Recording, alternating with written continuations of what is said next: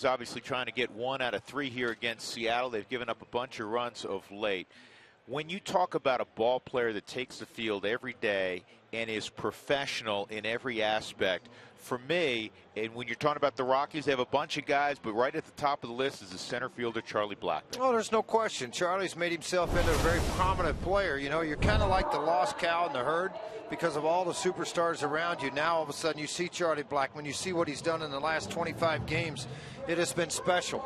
And he's been able to steal the bases. Everything that Charlie has been able to do, it's all based off of his hard work. Last night, 10th career leadoff home run. That's his 4th this season. 29 stolen bases, which is 3rd most in the National League, or in baseball, excuse me. And then since June 1st, you look at the average, the runs scored, 2nd in the National League, 40. You can't ask more out of a leadoff man than what Charlie Blackmon is doing for these Colorado Rockies. And if you look at it, it's not just at home. He's doing it on the road. The long ball's on the road. Stealing bases, taking the extra base, hitting the ball into the gaps. Those are the things Charlie's brought. And what we're not showing you here is superb defense. He's a very good defensive center fielder. He knows when to hit cutoff guys. He had that play last night at second base. They didn't expect it. He's out by 15 feet. They thought he's going to third base. He knows the game, and he's always talking about to himself, ball's hit to me, where am I going? What am I going to do? And I think he takes professional at-bats. That's why he's successful. We talked about it last night. There was one lengthy at-bat. It didn't matter how it ended up. This was a high-quality at-bat. We talk all the time, whether it's to kids or to guys you've coached, you talk about controlling the things you can control. Charlie Blackmon's a very gifted athlete. But when he hangs up his cleats, hopefully a decade from now, he's never going to be able to look back and say, boy, I wasn't prepared. I didn't lift as hard as I should have. I didn't watch as much video. He's done all those things at almost a maniacal level, and that's why we're seeing a guy that was an all-star a year ago and has put up all-star numbers this year. It's a great example to lead by. People need to watch what he's doing. Absolutely. He has been terrific. He'll be in the lineup naturally up top. The Rockies taking on the Mariners. Come on back on a beautiful Wednesday afternoon to 20th and Blake with us.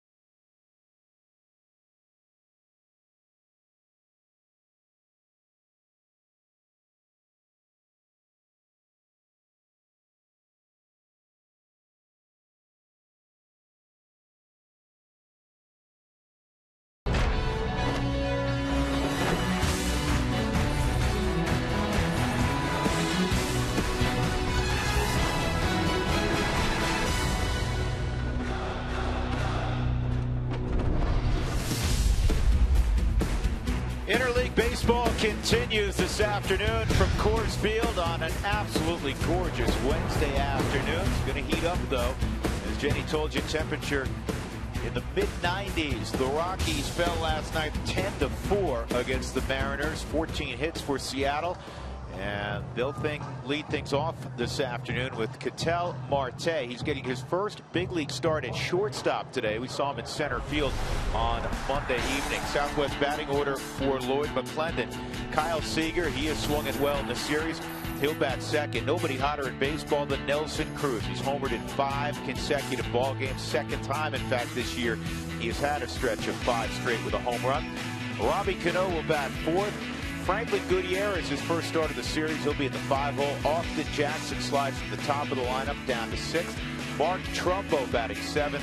Mike Zunino 8th, and Taijuan Walker will be on the mound batting 9th. The Rockies will counter with the left-hander Chris Russin, who has been better at Coors Field, Frazier, than he's been out on the road. Well, a lot better. He's 2-1 at Coors Field, and earned run average in the 366 mark, which it tells you it's been much better here than what he has been out on the road. 13 games, 11 starts for Chris. He's 3-4 overall, 481 or 461 earned run average. What he has happened, a lot of leadoff hits to start an inning. They've almost hit 400 against him. But what he does a great job of is he controls damage. A couple of base runners on, get the double play ball, get an out, get a strikeout. He's done a really nice job of that, of controlling the inning. That's a fair ball. Mike McHenry, yeah. Mike McHenry grabbed it and trying to state his case that the ball was foul as Ketel Marte. He's going to lose this battle with Marcus Batillo. I think he is. He's sticking around home plate. Oh, what do we got? Yeah, what do we got? He said fair ball. Look, Batillo says fair ball. Did that change? Yeah, why would it change? There's an umpire behind him. He said he hit his foot, which is accurate. Foot rolled out. Somebody must have alerted him to that. Okay. Got to use the eraser in the scorebook early. Already had him going to the dugout. Here's the 0-2. If you hit yourself twice with the ball, aren't you out? No. No? I guess so. Apparently not. I did find out why Lloyd McClendon was out talking to the umpires last night. The video went down in their locker room. So obviously for any kind of replays or challenges, there's not much you can do about it when the video goes down. So what they do then, instead of being a challenge just for the first 7 or unlimited challenges, then because they don't have a work, it's all going off the eye. So anytime they want to be able to do that, they can, but their video went down last night. Well, if that happens in the NFL, if communication between the booth and the field go down, they take them out for the other team also, so nobody has the advantage. 1-2, swung on and missed. So now Marte will have to leave whether he likes it or not. He may have to leave kicking and screaming, but there is 1 out. Good start for Chris Russin. Let's take a look at the Rockies' gloves this afternoon. Kyle Parker, his first big league home run yesterday, and he's out in left field. Charlie's in center. Cargo is in right. Nolan and Jose Reyes on the left side. DJ LeMahieu, Ben Paulson. Speaking of a hot bat, but Ben's been swinging it well. They're on the right side, and Michael McHenry is doing the catching. Here's Kyle Seager. He's starting to realize his great potential. Solid 270 average, 16 home runs, and he's driven in 44.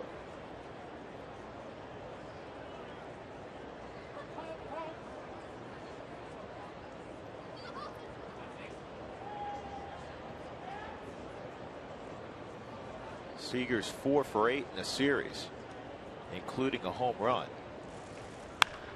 And he's going to add to that right here. A 1-out double for Kyle Seager. The thing that really impresses me about him is how quick he is to getting his bat to the hitting zone. He's coming off. You're going to see it's a spinner. Just stayed up into the zone, but he got to it really quick and did the damage. Hit this ball down into the corner. Gonzalez gives chase before Seager can stop at second base. George, I think you maybe inadvertently described that properly. It was a spinner. It never moved, did it? Didn't have a lot of movement to it. As a result, that ball stays flat, stays up in the zone, becomes pretty hittable.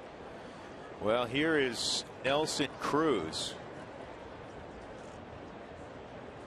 Boy, oh boy, not only the series, but what a run he's on. He's hit 15 straight games, well over 400 during that time span. but it's with a great deal of damage also.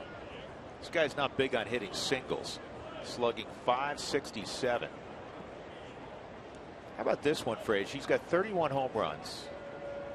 He's the first Mariner to hit 30 home runs in a season since Russell Branyan in '09. A little different guy there. Branyan just hit it over the wall a lot. Doesn't have a high average. He's got a pretty high average. And here at Coors Field, it's made the Rockies pay for it a couple of days in a row. After some fastballs, hit them deep out. That one on Oberg last night. Took the ball out of the ballpark.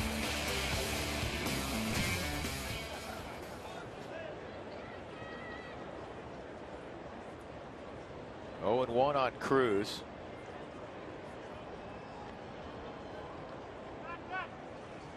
And the attempt on Kyle Seager. Yeah, Russell Branyan was feast or famine.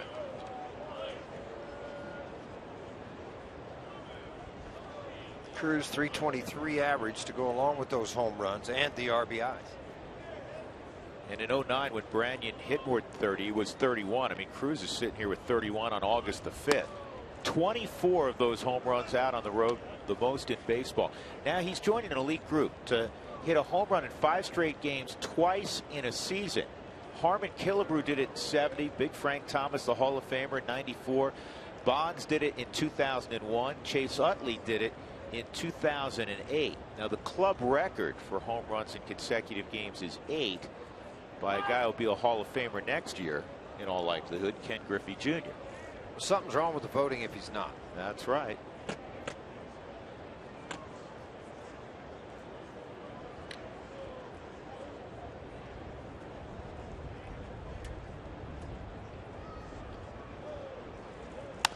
And this is hit into the ground. A play for Reyes on Cruz, 2 outs. And moving to third is Seager with Robbie Cano coming up. Rockies trying to do something they've been unable to do not only in this series against Seattle, but historically. Keep him off the board in the first inning. Yeah, this guy's pretty good. A tough guy to keep off the board. When you're talking about Cano, I thought last night Boone Logan made 2 really good pitches on him. The third was more of a slider, caught the plate. Line drive up the middle. Cano's average steadily rising the last 6 weeks. He's up to 264, 11 home runs, and 48 driven in.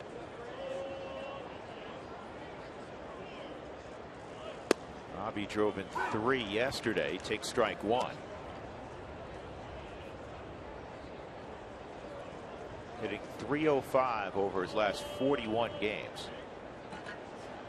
First 61 games, he had just .237 with only 2 home runs, 19 driven in. Looks like he held up 1-1. Robbie very, very close with his father. His father will come and visit at least once a month. They talk literally every day.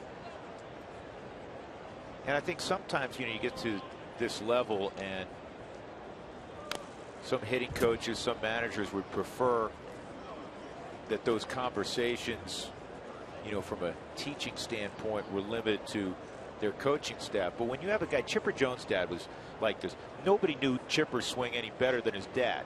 And it's the same thing with Robbie Cano. So put your ego aside if you're the hitting coach and let the guy in to help. Right. I mean, it's not like he's going down to the 5 and dime and soliciting opinions or going to Starbucks and saying, hey, what'd you see last night with my swing?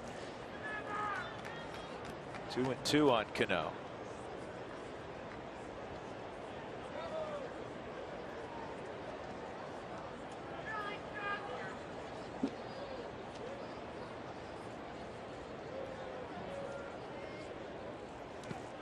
Did he go? No swing, according to third base umpire Will Little.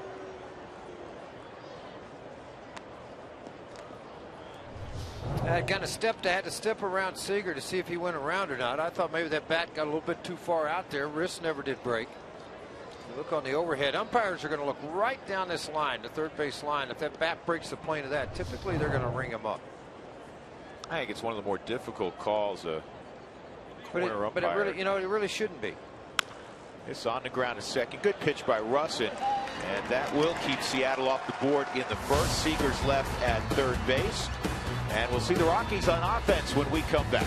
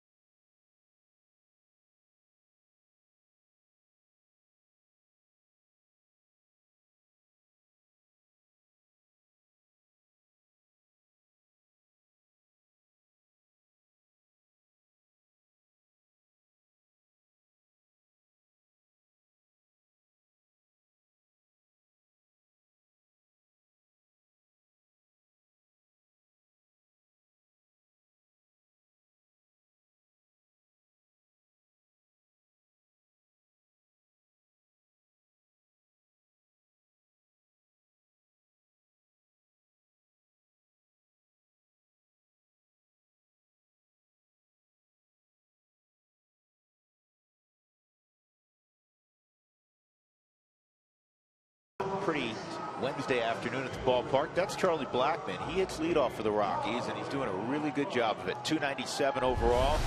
And as we bragged on him in the open, he's been even better the last 6-7 weeks. Here's the Southwest batting order for Walt. Book your low fare now at southwest.com. Jose Reyes will bat second. Nolan Arenado third. Cargo fourth. They've been pretty steady with that these last several days. DJ LeMahieu will bat fifth. Ben Paulson next. Kyle Parker, Michael McHenry, and then a really good hitting pitcher in Chris Russin, who homered in his last start at Busch Stadium against the Cardinals. This young man, 22-year-old Taijuan Walker, possesses, Frage, one of the best fastballs in the game. He does, but it hasn't ever connected, it seems like, until about the last month. He shows flashes, and then you go, man, can we have that every time? And an example of that, April. The average against 309, May 268. Well, in the month of July it was 212. They started to see that dominance of what they had hoped when they took him as a supplementary first-round draft pick. But he hadn't pitched that much. You know, we've heard his name for a while now. But if you go back and look, I mean, he had 3 starts back in 2013, and last year he was hurt. He had 8 games, 5 starts. So he's finally getting that opportunity to stand out. Be the guy that they think he can be. 6th in the National League in strikeouts per 9. He averages 9 strikeouts, but he also gives up the long ball.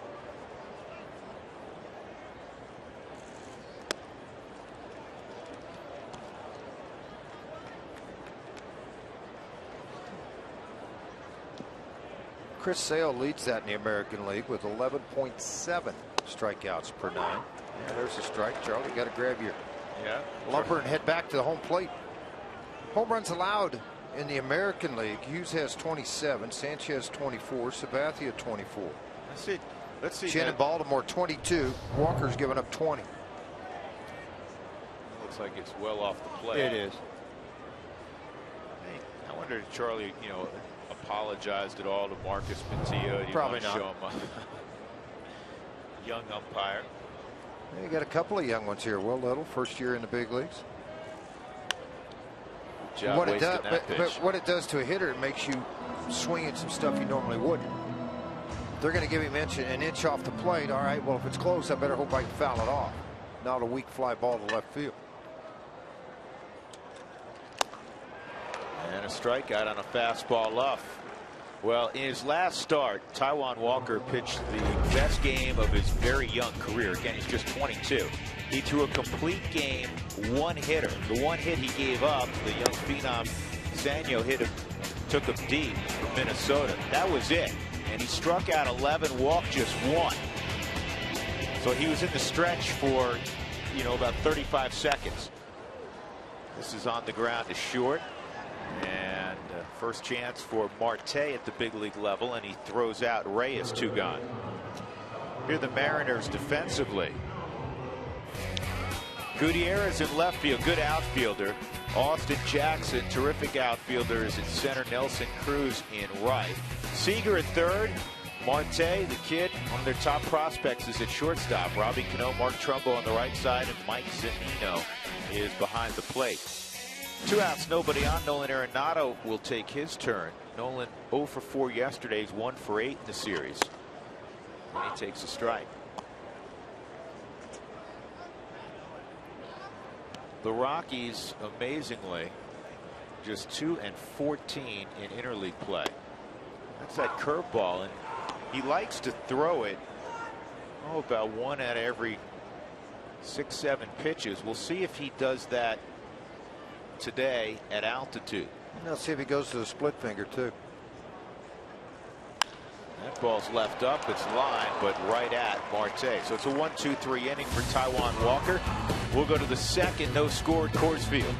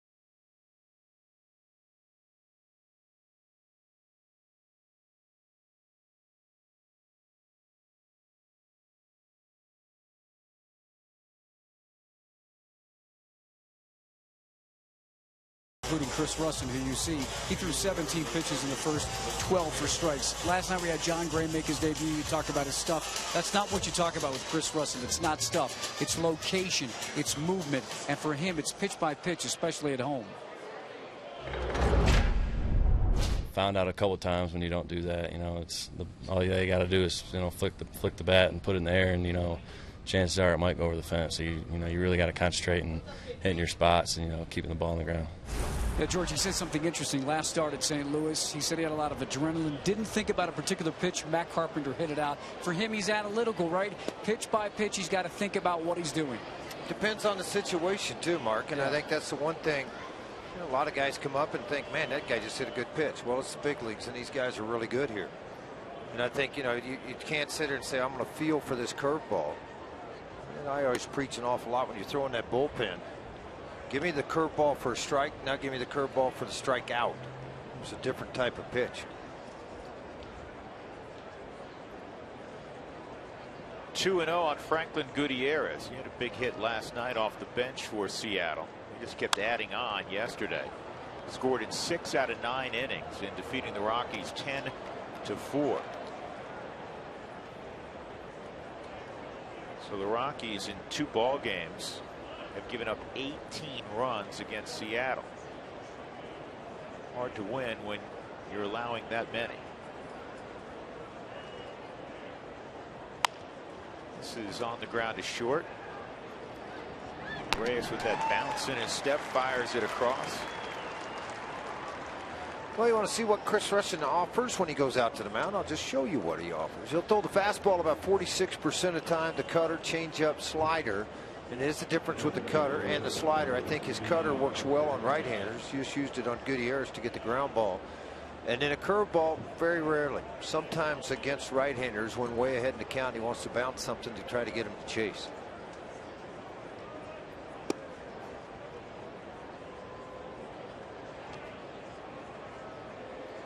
1-0 on Austin Jackson.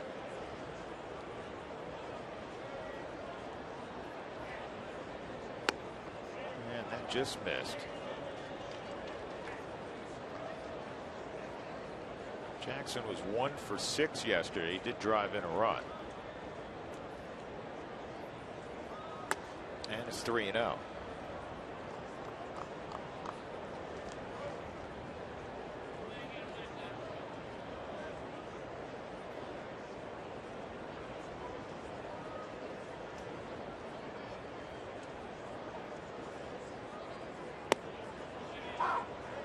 Three and one.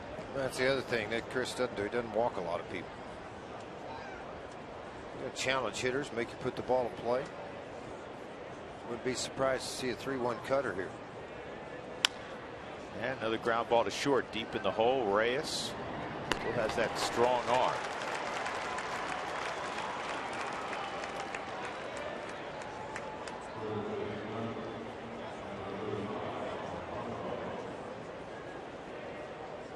Two outs. That'll bring up Mark Trumbo. Trumbo has been trouble for the Rockies at Coors Field. Yesterday, the Rockies kept him in the ballpark, but he still had a couple of hits. Scored a couple runs. 8 of his last 14 hits at Coors Field, home runs. Takes low ball 1.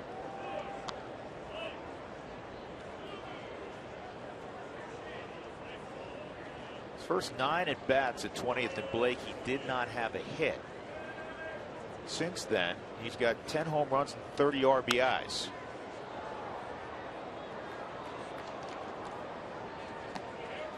I hope you keep him honest here. You had him chase away. If you come in with that cutter.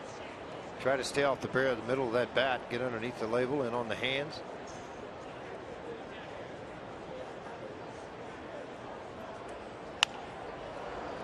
He did, but it was elevated. Going to turn into a double for Trumbo. Second double of the ball game for the Mariners. Kyle Seager, a 1-out double in the first.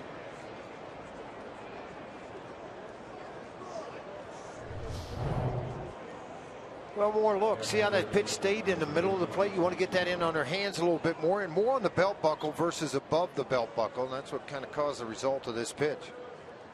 Flattened out, didn't stay straight. When you're as big as Trumbo, 6'5", you're very good to high ball hitter because you got a very upright stance. Mike Zunino at the plate, hitting just 178. He does have power. He's got 10 home runs. And a big thing, he struck out 113 times. That's 6th in the American League. The #1 guy in the American League, Chris Davis, with 133. Chris is starting to hit the home runs again like he did 2 years ago.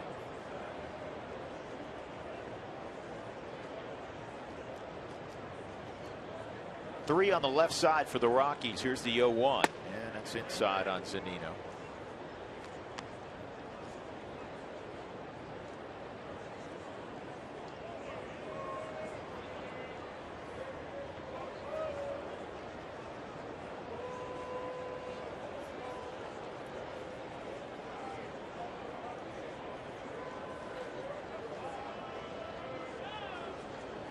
Russin wants a visit with Mike McHenry. That's a big pitch. 1-1 count. It's a big swing count where if you go to 2-1, now you're back into the hitter's count. Maybe take the changeup away from him. Just try to stay out of his power zone. Whenever you struggle with an average and you strike out a lot of times you cheat on the fastball. So you counter that with something off speed away. Fans, you can join in on the conversation. Send us your thoughts and photos. Use Twitter, Instagram, or Facebook, and make sure you include the hashtag Toyota Talk. 1 ball, 1 strike on Zunino. No score in the second. He got that in on the hands. Nice job.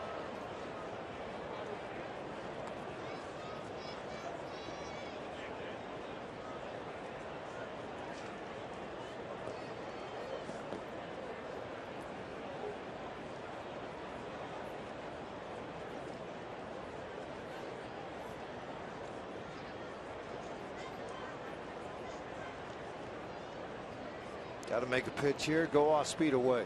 That's where McHenry sets up. They do. And he's able to foul it off. It's a pretty good sink with that changeup at 82 miles an hour. Couple of outs, a 1-2 strike count on Zunino. Mariners with a couple of hits early in this ball game. Trumbo the latest, couple of doubles. Kyle Seager had one down the right field line. Ball's going to hit right back up the middle. DJ will be waiting on it. He'll complete the play to end the inning. Good sequence there by Rawson. Middle of 2, no score.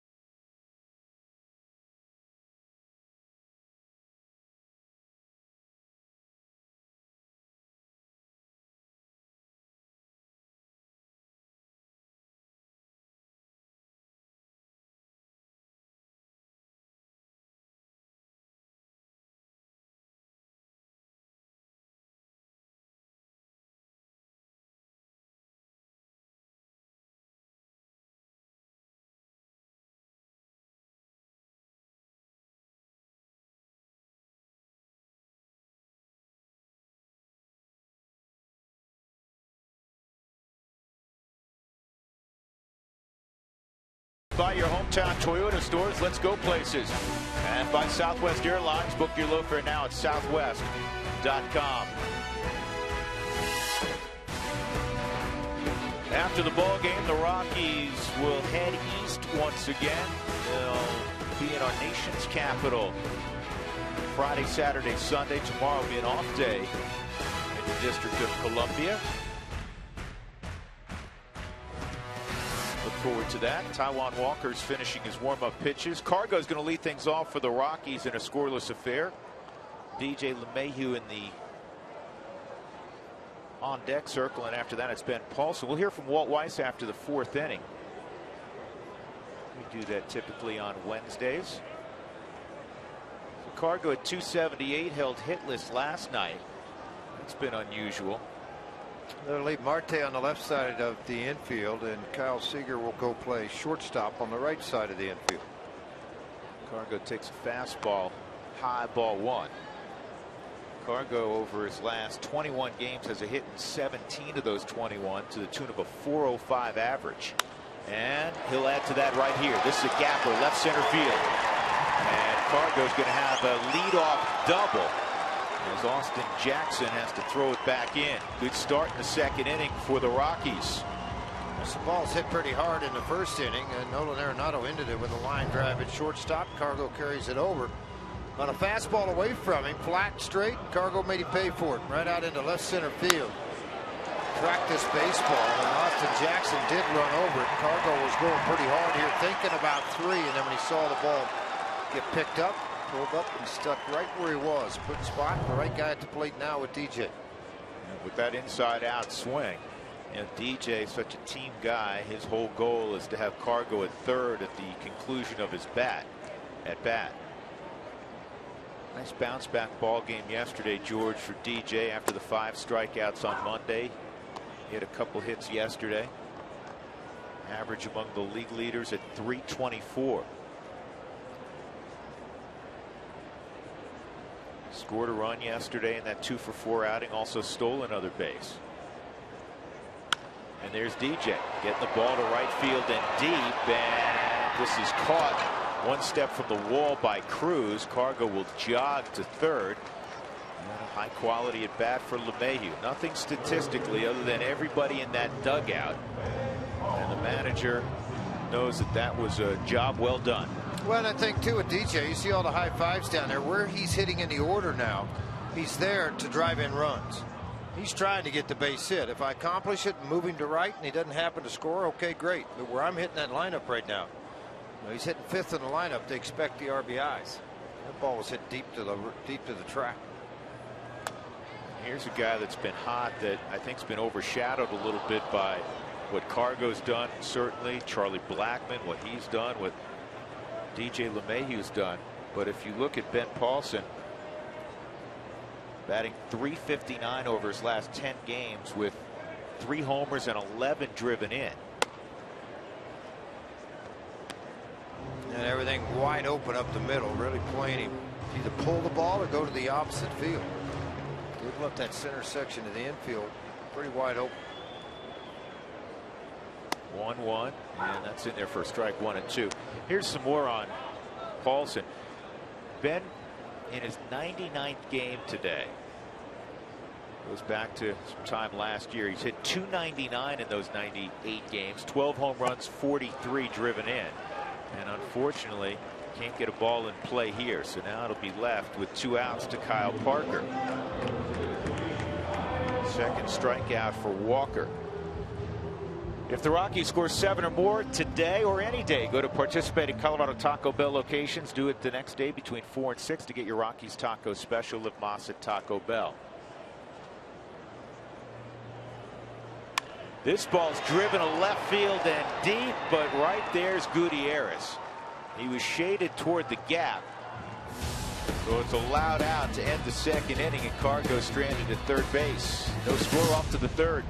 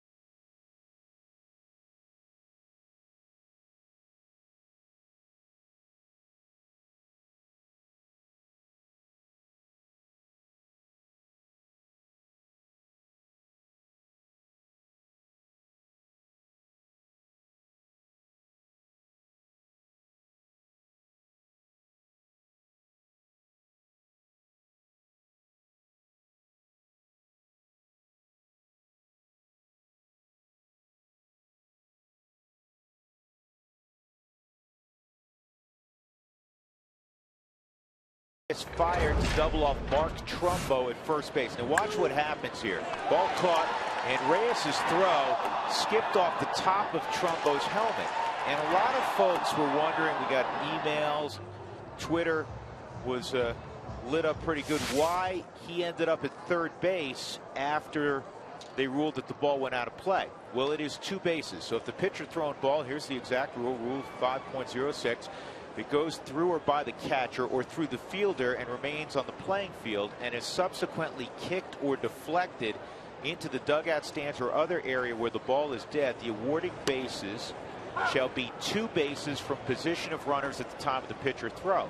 And some were wondering, okay, it's 2 bases, but shouldn't it be second base? No, Trumbo was already on first base. He'd established himself at first base, so it's 2 bases from there, even though he was trying to dive back into first to avoid being doubled up. So hopefully that clears up what occurred last night. We made mention of the fact that if the ball is thrown out of play, it is 2 bases last night, but there is the rule as it is written. 1-2 on Taijuan Walker. 0 for 5 this year swinging the bat. He struck out 3 of the 5 times he's come to the plate, and make it 4 out of 6. If you're an American League manager, you can ask them. They don't care for the pitcher hitting, and the last thing they want is a slow ground ball and they take off flying trying to beat it out, pull a hamstring, head first slide into second. We've seen guys jam their hands. There's so many things, but the American League managers, not so. Of course, National League guys under Walt Weiss and the rest of the managers in the National League, they're used to it. Still got the problems with it, though, and that's kind of a fear for some of these guys. Ketel Marte takes a strike. He struck out in the first. 2 strikeouts first time through the lineup for Chris Russin. Again, Chris has fashioned a .366 ERA at Coors Field. There's a bullet to right at Reyes. And with 2 outs, Kyle Seager will come up. With every challenged call, the Subaru Eyesight review will determine the outcome. Love, it's what makes a Subaru a Subaru.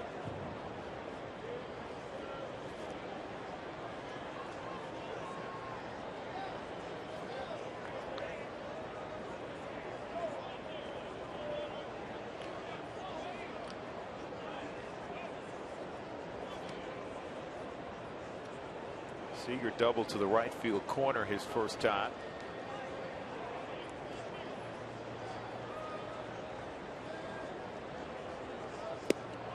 That's in there for a strike.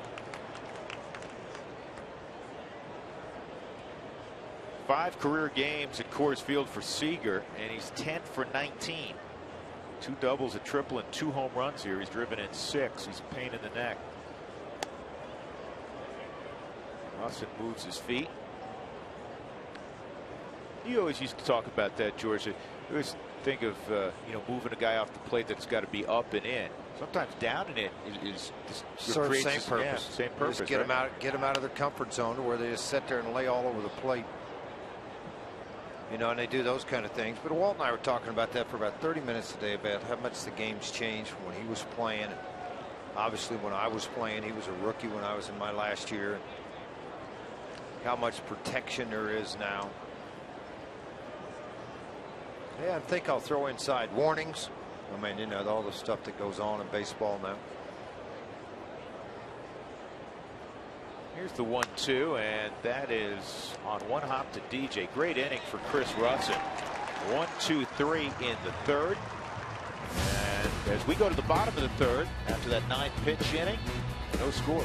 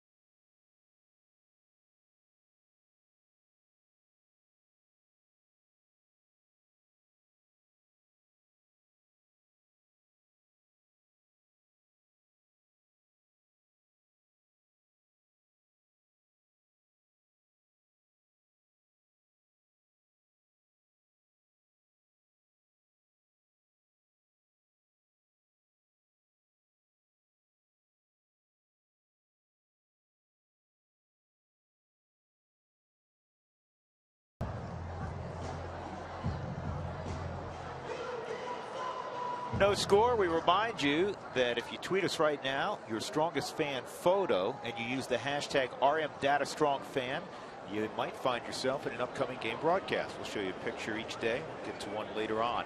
Michael McHenry in the third inning against Taijuan Walker. 8-9-1 for the Rockies. That pitch is in there for a strike from Walker. He throws that fastball about 65% of the time, and he averages 94.4 miles an hour with the fastball. One of the consistently hardest throwers in the game.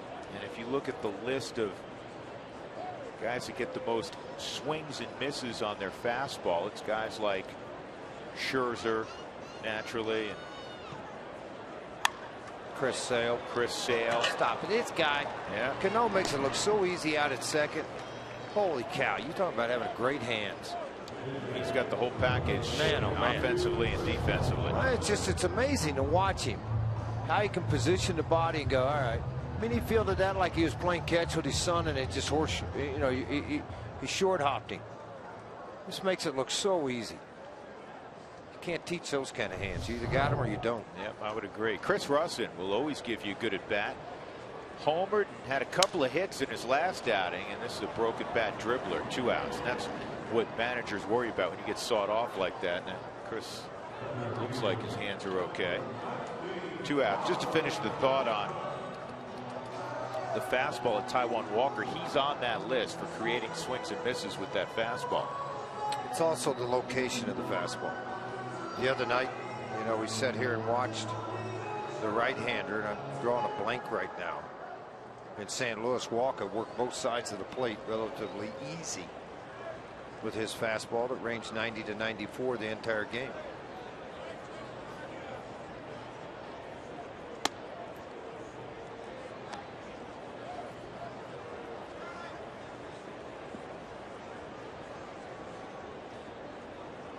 On Blackman. Charlie takes a strike. Charlie struck out on a 3-2 pitch, swinging his first time. 4 hits on Monday, 1 for 5, a home run yesterday.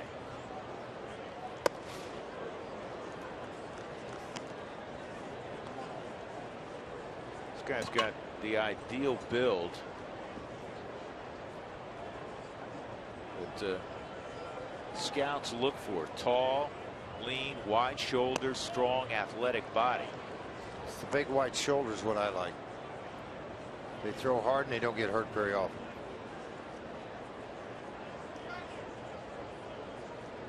6'4", 235, same dimensions as John Gray. He's out of Shreveport, Louisiana. Here's the 2-2, and that's fouled off. So you got to sleep on it, George. Think back to the debut of Gray. Could have been better. First inning could have been cleaner. Do 30-something pitches, 35, whatever it was in the first inning. More than probably what needed to be thrown. You learn from it. Go to your next group, wait till your next start. It's not going to be easy. It's going to be against the New York Mets, a difficult team.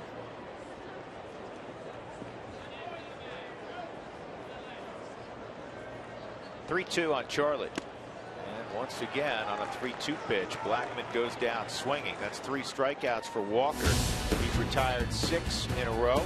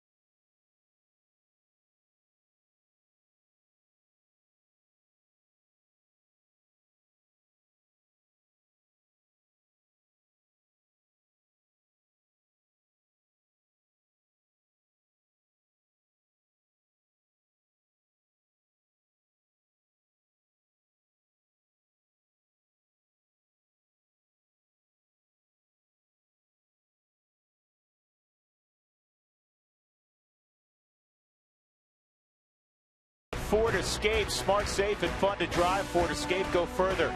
By Southwest Airlines, book your low fare now at southwest.com.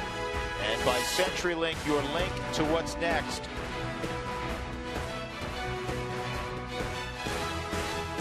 Charlie Felix, our outstanding resident photographer, actually took a helicopter out this morning, drove the helicopter, and also shot these pretty scenics for you. That's actually with a drone. Is that with the drone? Is Charlie driving the drone? On the ground. Nice. Good job, Chuck. Nelson Cruz will lead off here. He's got that 15-game hitting streak. He hit a weak ground ball to short his first time against Russin. You ever tried to fly one of those yet? I have not yet. Why not? Well, I just haven't had the $99. You go to opportunity. Toys R Us, you buy one, you go out and you fly, it takes pictures. It's nice. It's fun. This ball is in the air to deep right. Cargo will have to field it off the wall. And he's going to fire to second. He has a play on Cruz, perhaps. Not quite. And it is a 16-game hitting streak now for Nelson Cruz. At this point, you just say, okay, good. You know what? We kept him in the ballpark. I thought he had 32 right there. I think he did too when it left the bat. During that streak, 433 with 10 home runs and 14 RBIs. And Cargo went back on it, but again, you got a lot of carry. But see, there's a ledge right above the chain linked area. And it hits that ledge, it like kills the baseball. It doesn't ricochet back to you, and you've got to go get it. And I think that's what the difference was in Cruz being safer out at second. Cruz hitting above 390 against lefties this year. You go on and on. Cruz had a pretty good career against the Rockies too. 11 for 20. 4 home runs, 7 RBIs. Leadoff double with Robbie Cano at the plate. 1-0 on Cano. He grounded out to DJ LeMahieu to end the first inning with a runner at third. And this is back up the middle, and Reyes can't get it, and Seattle is going to have the first run of the ball game.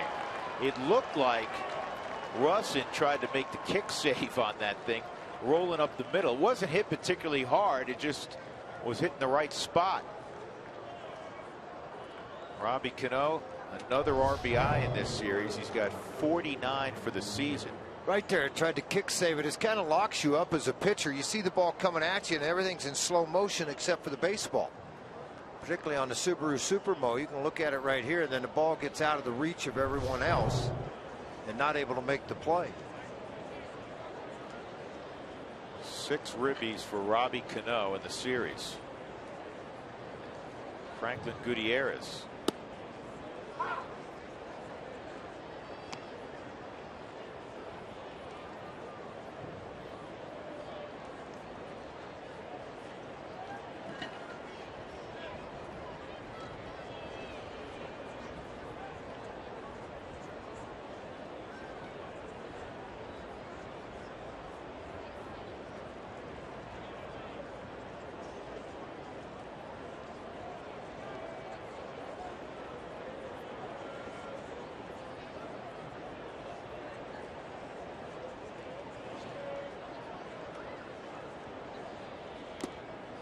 Foul tip, 0-2.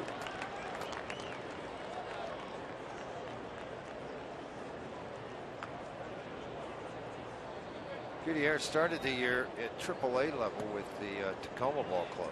Tacoma's only about 45 minutes from Seattle, so it's very convenient for their AAA team when they need somebody, particularly at home, obviously. They've got a good AAA team this year.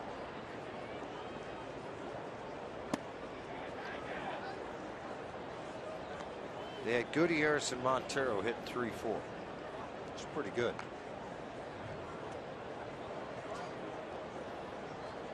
Not bad.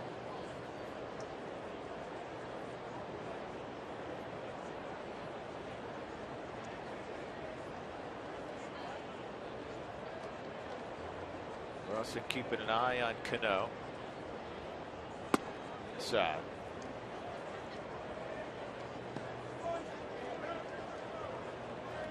One aspect of Robbie Cano's game that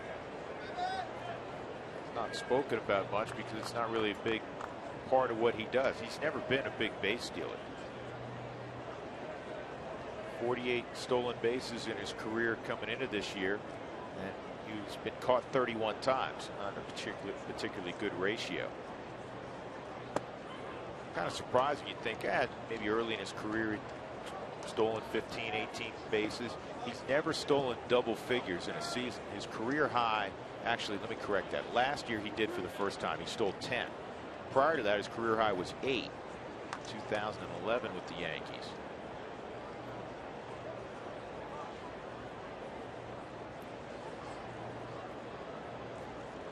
He's hit a bunch of home runs though. 229 in his career. 3-2 on Gutierrez. Hard smash past LeMahieu. That's 3 straight hits here in the 4th inning.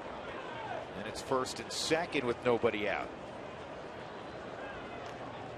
A couple of balls on the ground that were at people early in this game, all of a sudden finding the hole right back up the middle against Chris. Well, Gutierrez 3-2 count, fastball situation, tried to keep it off the end of the plate and get the ground ball out. It's soft line drive that got through the infield out of a diving DJ LeMahieu.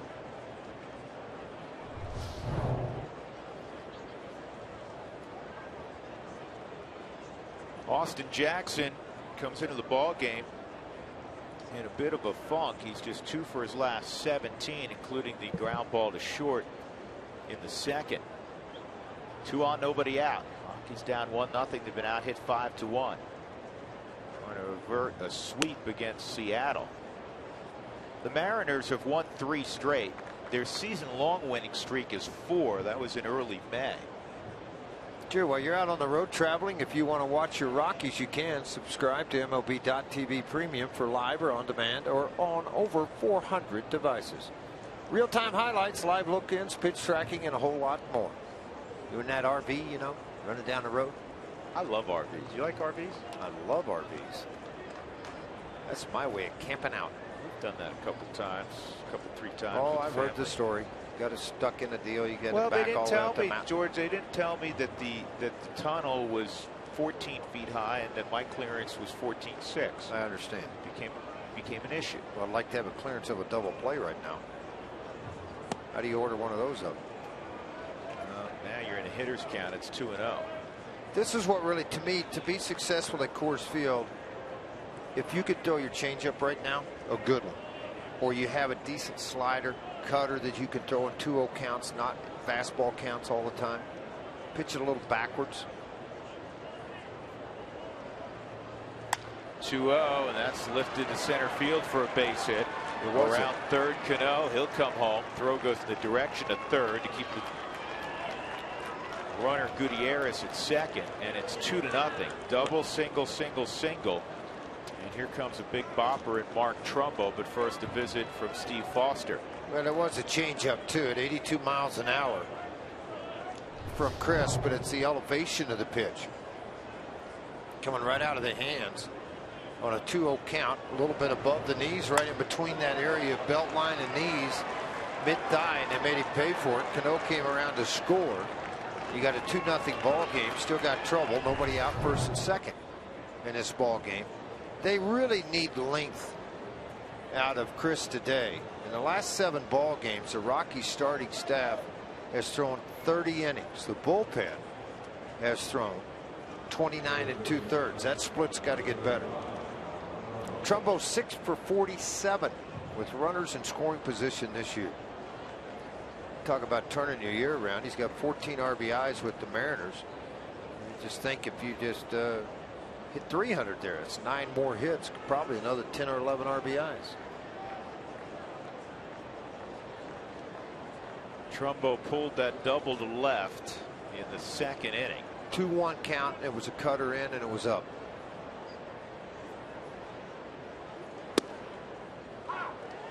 Touches the inside corner, strike 1.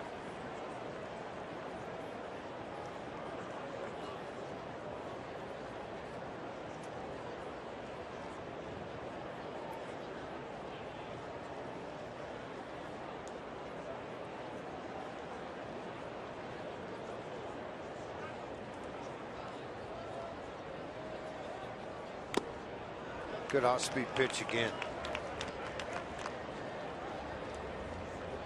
guys that are RBI guys, and they have struggled with runners in scoring position because they know it. They read it in the papers. They see it on talk radio. They're driving to the park. They hear it on the TV replays.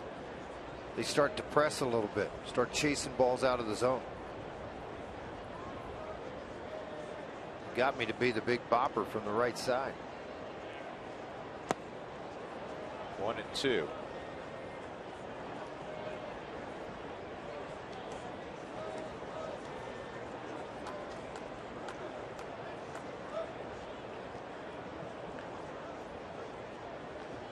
Two nothing Mariners. Nobody out, 2 on in the 4th inning.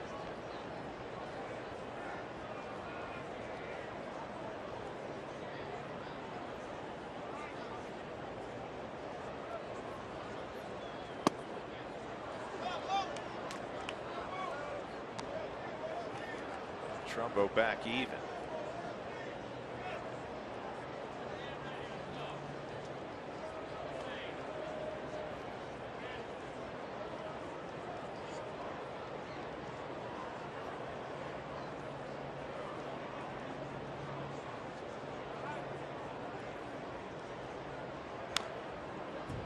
Fouls that one off.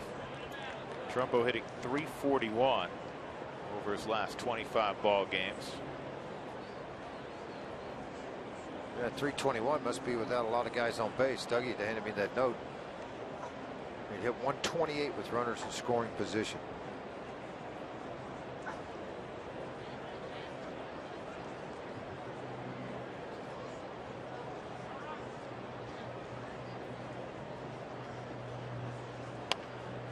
Slowly hit to third, and a nice job by Arenado. He waited and was eyeballing Franklin Gutierrez at the same time to make sure that the ball would get to him before Gutierrez did. And make sure you get an out here. He wants to get the lead runner if at all possible, but you don't want to play this into where it's the bases loaded deal. No, well, I think you get the out at first if this doesn't that doesn't occur here, but I mean it's pretty straightforward play for Arenado. You know who you got at second base. You know your situation. At least you should. And he was able to capitalize and get the out. 1 out. Mike Zunino at the plate. Ground ball to second last time up. That worked well here. See if Chris can minimize the damage. This is in the air to left. Easy play out there from Parker. 2 outs. Now you have a great chance to limit the damage to 2 runs with the pitcher coming up, Taijuan Walker. And we said that yesterday. They'd been 0 for 52 at the plate. And Nuno throws out a base hit to drive in a run. Well, I think that's what I talked about with Chris. He has a very good idea about how to control an inning. And that's what I think is very good. You limit your damage. You give up some hits early. You had nobody out. 4 singles in a row. You got 2 quick outs.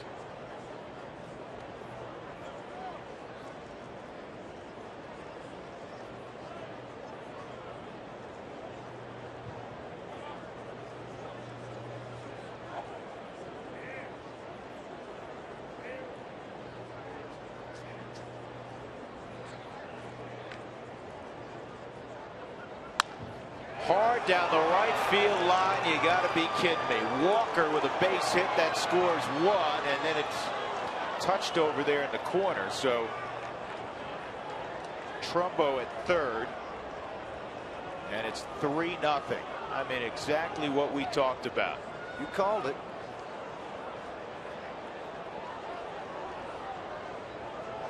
Dadgummit. Why do you always go out to talk to Jerry? It wasn't his call. Did the ball boy touch it down the the right field line? We're going to find out in just a second. Lloyd's trying to get Trumbo home. That's well, the whole he's just saying. Of well, this. But what he's saying is he would have scored anyway. That's what Lloyd's trying to say. I guess, yeah, he caught it. Wow. Watch your umpire. Not to be giving you a hard time or anything. But watch your umpire. When he points towards in between the white lines, that means it's a fair ball. Yeah, that's not a good feeling for. Nah, he's pretty. That's a pretty crummy feeling here. Yeah. Watch, pick it up and go. No, it's fair. Oh, hey, I didn't touch it. Not me. Wasn't me. Ah, that stinks. It's the umpire's discretion. That's why they're getting together. That's also the first big league hit for Taijuan Walker. So we spent 2 days talking about how inept Seattle's pitchers have been the last few years with the bat. 0 for 52, set a big league record, didn't have a hit since 2012. Yeah, all of them got together and they're going to leave him at second. Lloyd's like, all right. And now back-to-back days where a Seattle pitcher not only has produced a hit, but it's been an RBI hit.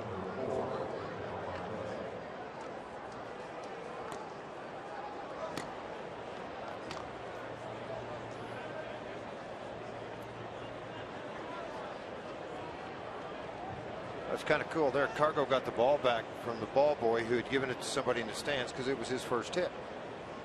They threw it into the first base coach. Ketel Marte lined out his last time up, also a strikeout, and now you have a position player up there. He throws out a hit, and you may end up with a 5 spot.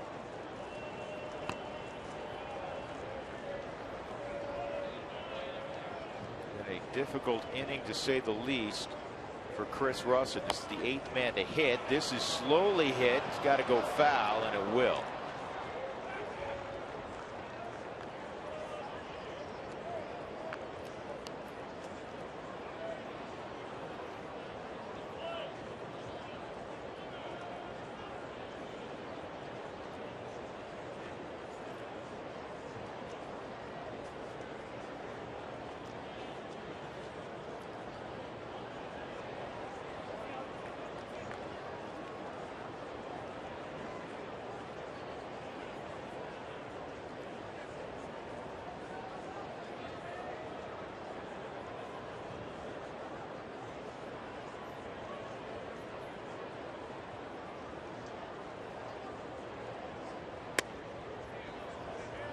Outside 2-1 on Marte. Marte in AAA hit .314 this year. AA last year hit .304.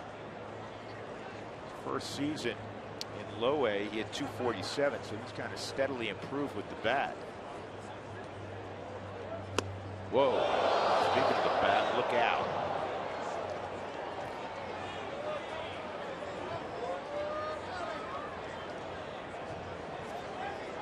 Two and two.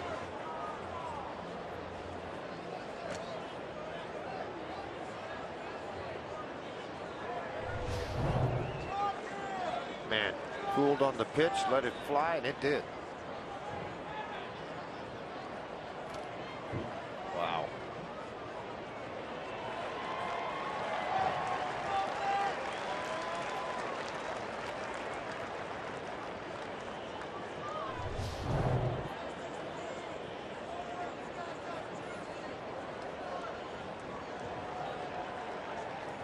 Okay sign given to the outfield. It's all taken care of.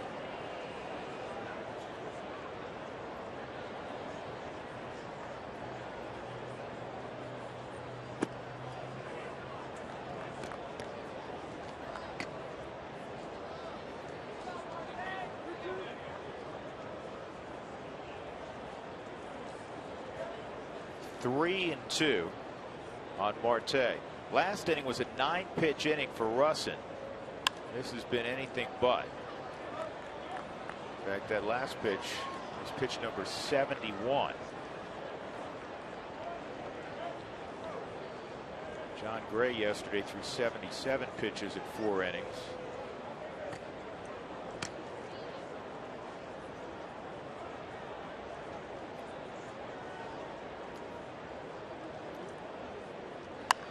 Look out.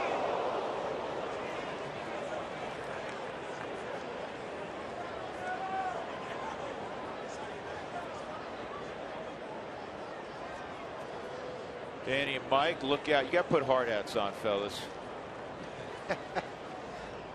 Mikey was up with us yesterday. You're moving all over, huh, Mike? Come on, Mikey. Just catch it barehanded, take a bite out of it, and throw it back at him. He's a good high school wrestler. Really good high school football player at Columbine also. Now the bases are loaded for Kyle Seager. And this, other than Nelson Cruz, this is the next guy you don't want to face. And I know Robbie Cano's in their lineup, but Seager's hit over 500 in a handful of games at Coors Field, and he's been hot in this series. He's 1 for 2 with a double today. He's the 9th man to come up. Well, the hard part is you're trying to hunt some length.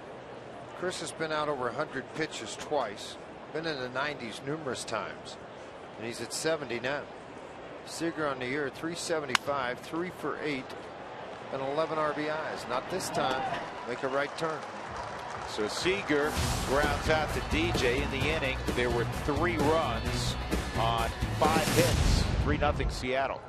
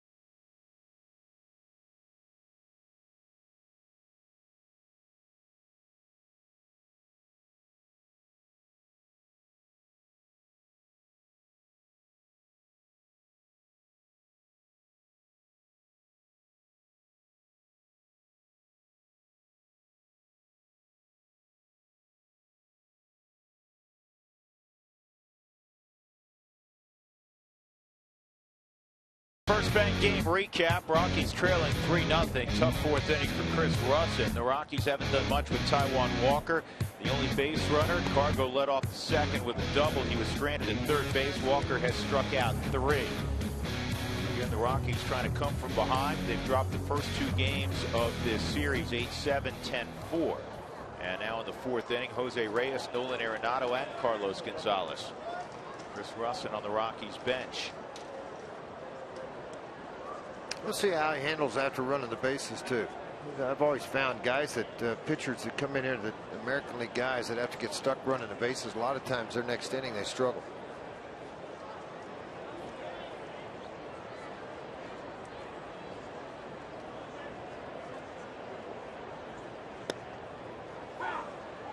Walker hits the strike zone there. Last 2 outings for Walker, 15 innings pitched. 17 strikeouts, only 4 walks.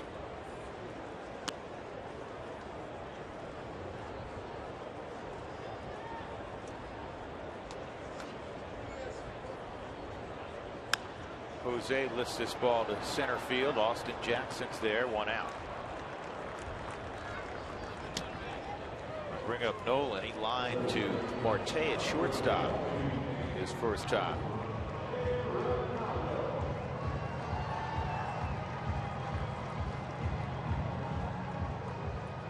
Arenado, I'm guessing, is fixing to get hot real soon.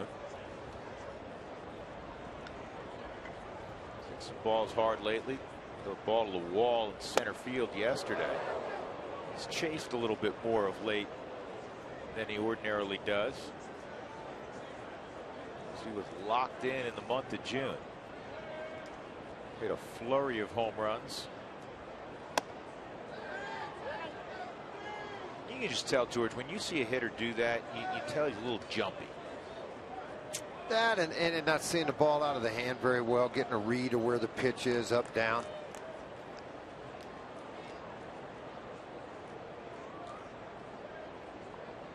In the air, foul down the right field line and out of play.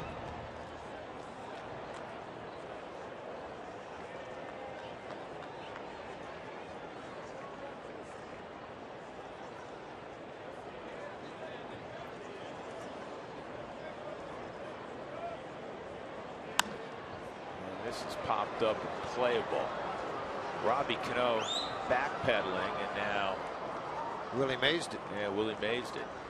2 outs, and that'll bring up Cargo. Well, when you look inside numbers, especially for a young pitcher, actually I don't care how old he is. This kid's just 22, but this year, George, he has a 4-to-1 strikeout to walk ratio. Really impressive for a kid.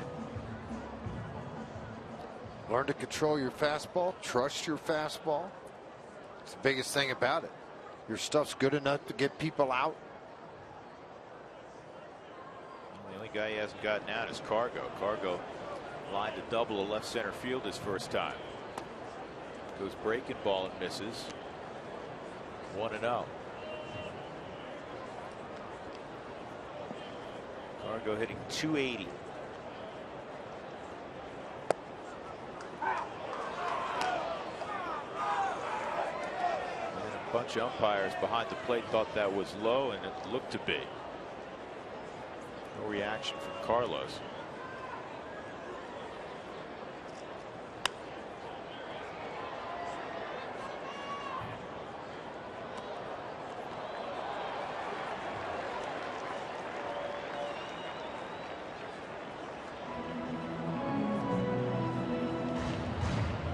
Double up on the sunscreen today. A little warm day here at the ballpark. Started out at 86 degrees. It's 91 now. Cargo pulls it, but right at Robbie Cano. Hit 3 on the right side, and it's a quick inning for Taijuan Walker. When we come back, Walt Weiss will join us from the Rockies dugout. 3-0 Mariners.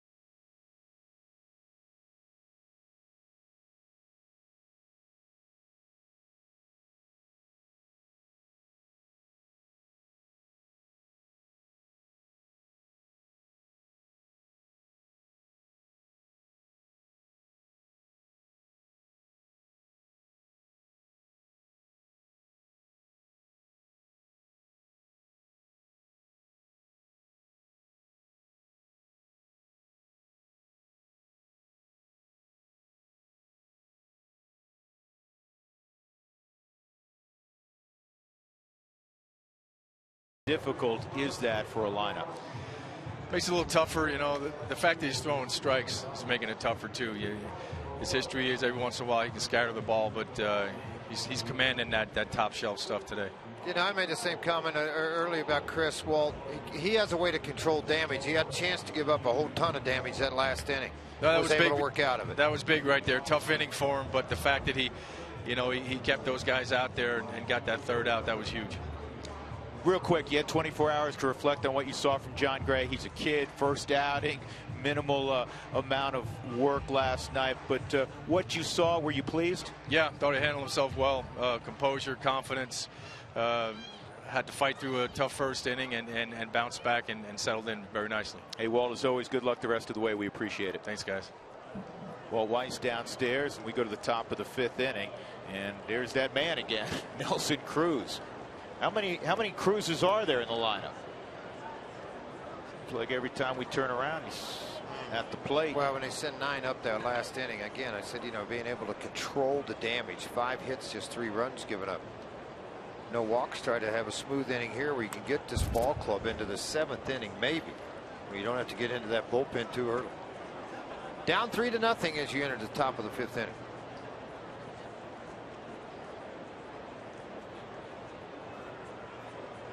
I don't think Chris is going to throw that same pitch again he just threw to Cruz. He fouled that ball back. He was right on it. Cruz doubled off the scoreboard in right to extend his hitting streak to 16 games. That's yanked foul. Rich Donnelly. Rich is a smart man. We've always said that. Rich is standing about 40 feet down the left field line from the bag and 40 feet off the line. He ain't gonna hit me. World-class racquetball player. Yes, he is. It's fouled off. How about this with Cruz? In interleague play, the last 2 years, he has 18 home runs. Next best on that list, a quartet of hitters have 10, including Mike Trout, when facing the other league. I'm just glad he didn't, the other leagues, like, glad you're over in that league all the time. Think of the damage he might do if he's in the National League all the time. That's a guy that's pretty good right fielder, too. Yeah. Texas, Baltimore, and Seattle. He's done his damage against the AL primarily. Here's the 2-2. 3-2. This year he's hit 9 home runs against the National League. Wellington Castillo, believe it or not, has 6. That's second on the list. He was with the Mariners for like 20 minutes, and then he came south in the Trumbo deal to Arizona. Outside, ball 4. So Russin walks Cruz. Individual game day suites and party facilities, they're still available for the regular season. Call 303 Rockies to check out availability today. Second walk for Chris. Robbie Cano, an RBI single in the 4th inning.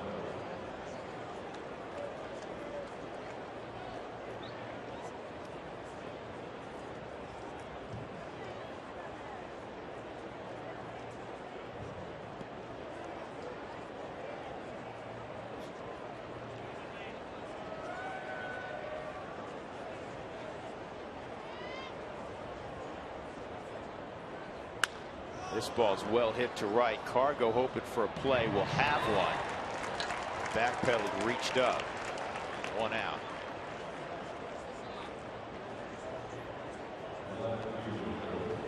And Franklin Gutierrez, he's 1 for 2. He'll be next.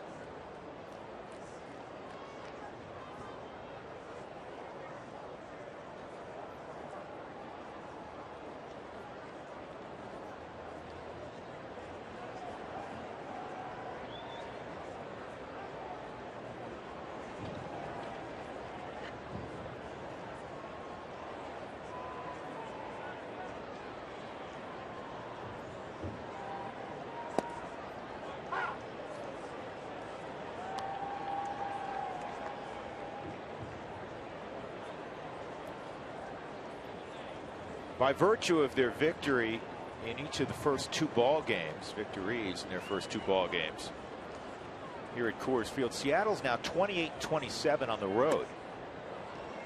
The tentative swing, 0-2. They're below 500 at Safeco. The Rockies will be at Safeco second week of September to take on Lloyd McClendon's club. And Lloyd McClendon, some of the guys after the victory yesterday, Nelson Cruz being one of them, quoted as saying, hey, listen, we feel like we're still in it. We can get hot. We can chase a wild card down. They're 50 and 58, and that's a base hit. Hung an 0-2 pitch. 2 on, 1 out.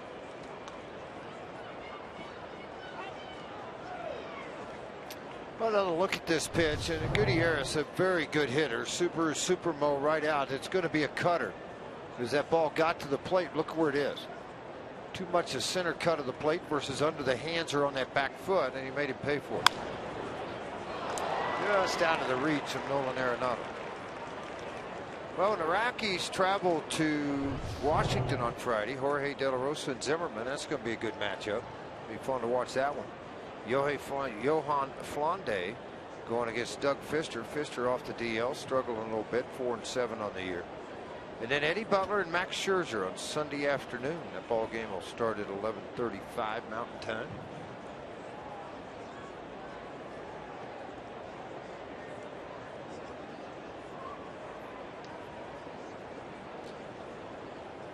I haven't peeked ahead yet to see the fabulous 4 you're going to get in New York.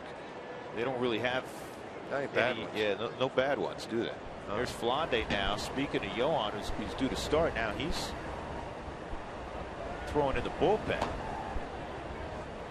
You got to switch and flip as much as you can. If they needed bullpen help today, obviously that's one of the things, and you worry about Friday when it gets here. That's what you got to do, because that bullpen has been overworked a lot.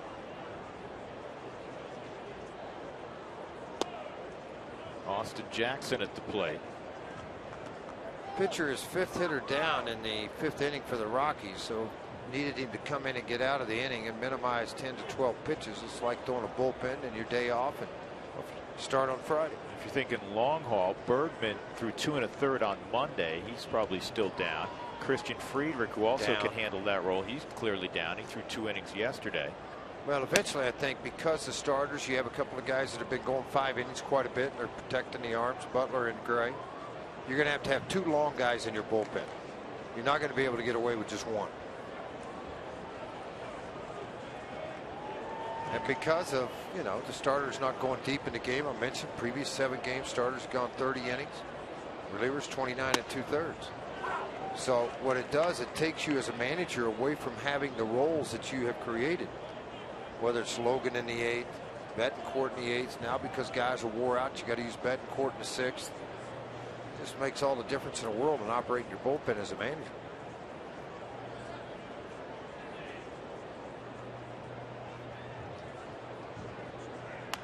You also like to set up your bullpen if you can. Negative, positive. In other words, if I'm down 1 or 2 runs, I'm going to go to these 3 guys over here. If I'm ahead, I'm going to go to those 3 or 4 over here on this side of the pegboard.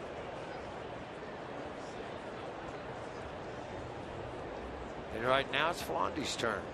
It's a great shot. Who's taking that down there, by the way, Mr. Armentrout? John is down there. Thank you, John. Strike 3 on Jackson, 2nd out of the inning. Well, that's where you call down to the bullpen if you're Steve Foster and say, hey, back it off a little bit. We got 2 outs right now. He came back. See, watch the last little bitty cut on this ball. It's more than a fastball, but it has that cut, knee high, and an out.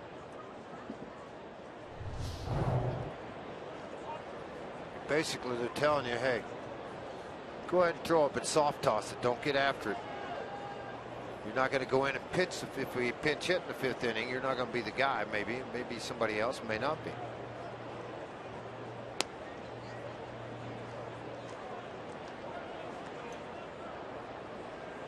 Trumbo takes ball 1. Trumbo today a double, and he grounded into a fielder's choice. 5 unassisted. Rockies down 3-0. They've been out hit 8-1. Top of inning number 5. Good off speed pitch. 1 ball, 1 strike.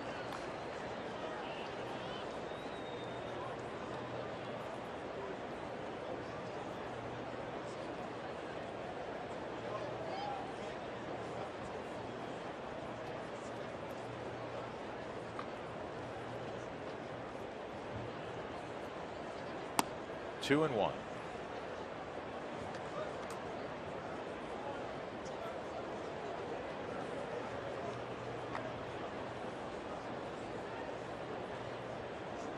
Rockies with their recent struggles on the hill. They were 29th in team ERA to Philadelphia. Phillies have actually lowered their ERA. The Rockies are now 30th out of 30 teams in team earned run average.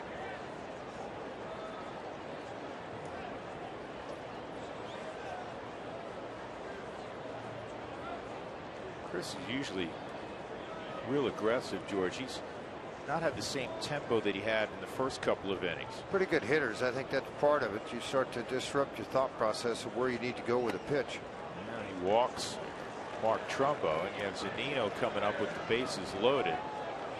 2nd inning, he's had to try to pitch out of the bases loaded.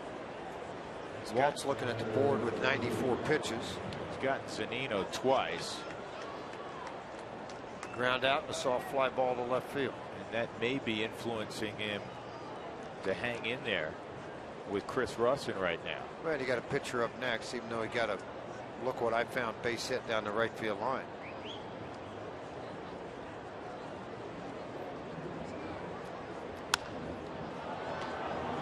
In the air to center field. Blackman will have it to end the inning.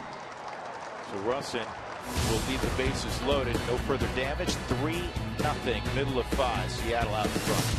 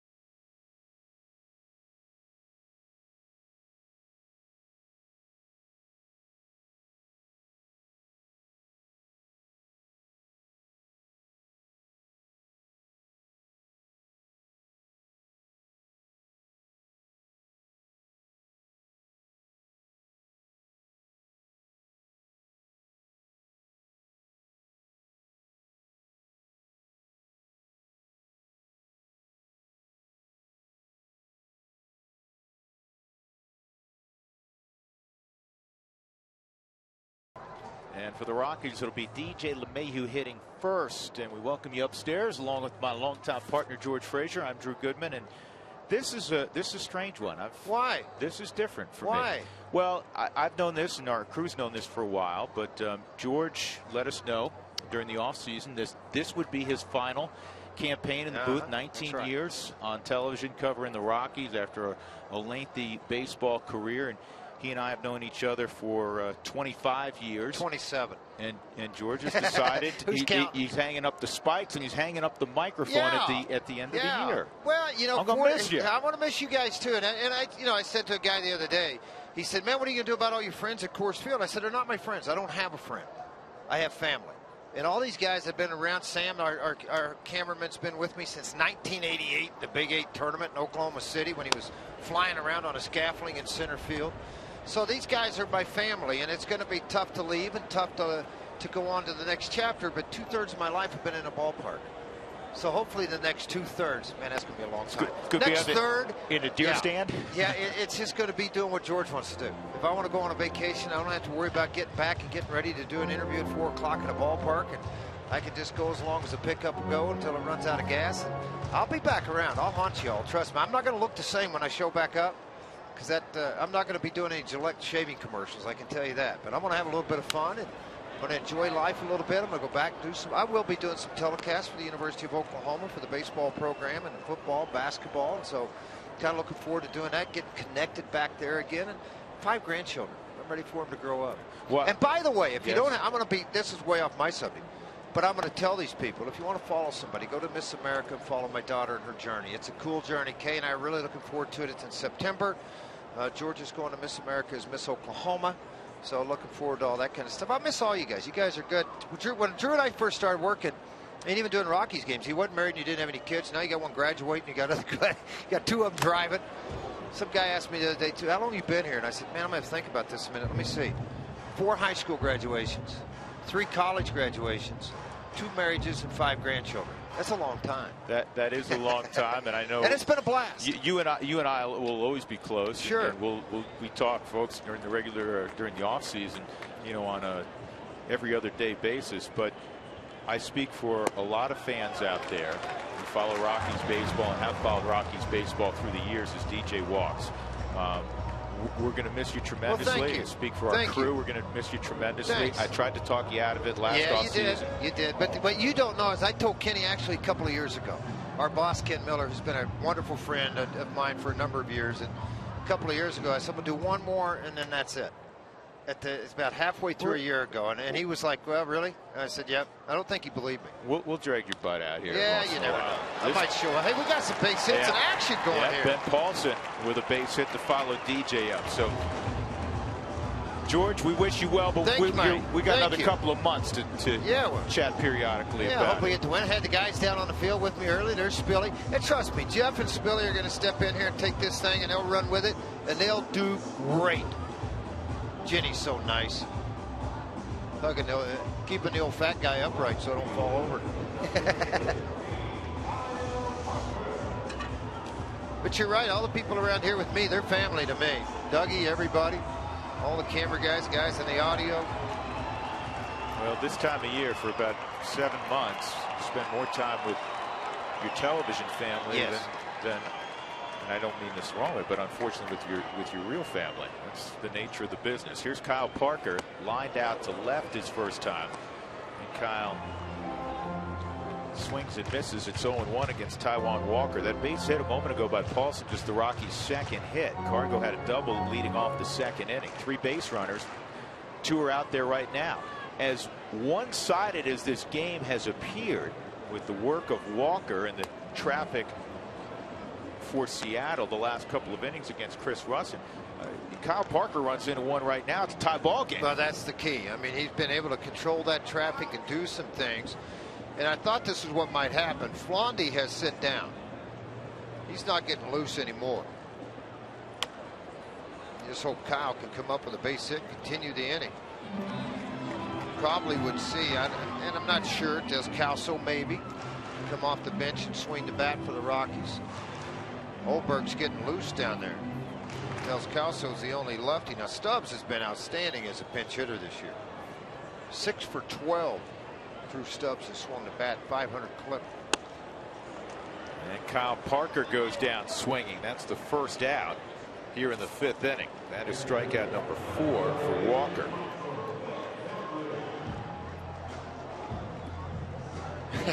Oh, look at this. They're lined up to take your spot. Right, I like it. Yeah, you're on TV. Point at the monitor. That's what Drew and I do. Right, Drew, we're on TV. Yeah. Oh, look exactly around. Right. Well, I wish, obviously, Jeff Houston, who's done the games here for 10, 11 years, to step in, and I know he will do a great job. He does all the time when I'm not around. And Ryan Spielborg's starting his career in the broadcast world. Corey Sullivan, Jason Hurst. It's a good crew that works here with Jenny and Mark. Good group of people doing the jobs around here. Michael McHenry with a 1-0 count. Michael hit a sharp ground ball his last time up. That's lined, and it turns into a double play. Lined at Seager, and he fired across to Trumbo to double off Ben Paulson. And a promising inning turns south in a hurry. First and second, nobody out. Strikeout, line out, double play. 3-0 as we go to the 6th.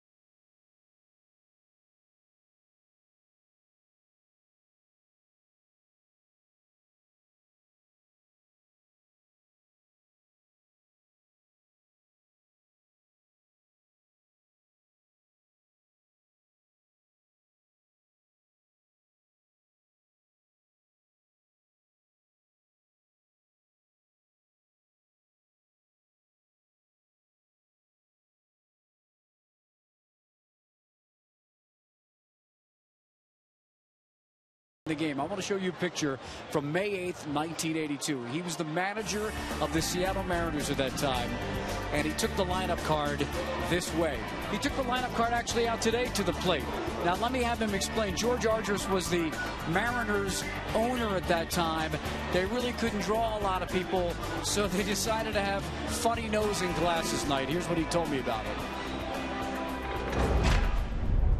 He decided that was a big promotion, funny nose glasses. I think we drew 20,000 people in there that all wanted to look like, you know, I don't know, Jimmy Durante or Groucho Marx or whatever it was. But it was a big hit, so of course they wanted old Latchman to take it to the umpires. So I did that, and that was probably the most famous picture I had while managing the Mariners. He almost said Marlins because he managed them as well. George and Drew, and we all know who Tom Paciorek is, who was an all-star in Seattle in 1981. I guess what they used to do is TV commercials where he would put the funny nose and glasses on and say, hey, coming up next week, it's going to be funny nose and glasses night. And they would go, no, Tom, no, it's actually bat night next week. And they did that as a campaign, and then they finally had that night. So pretty funny, and Latch was involved. Well, Latch has a sense of humor, so we all know that. Yeah. I think he was a very willing participant, Mark. That would be my guess. I would agree. Hey, George, wishing you well. It's been great. I'm always glad when I can bring up some old baseball stuff with you. It makes me happy. George stepped away for a moment. Okay, I will pass that along. And of course, you'll have plenty of opportunity to pass that along yourself. Obviously, George not going anywhere just yet. So there you go. Wanted to get that in for Latch. Mark, thank you very, very much. I appreciate that. Drew, got a little deal from Spilly here, a little text. Yeah, we want to wish you well, man. Oh, I appreciate it. I tell you, I'll be around to bother you if I can get in the stadium. I'm sure you will. Taijuan Walker hits a fly ball to left center field, 1 out. And that'll bring up Ketel Marte.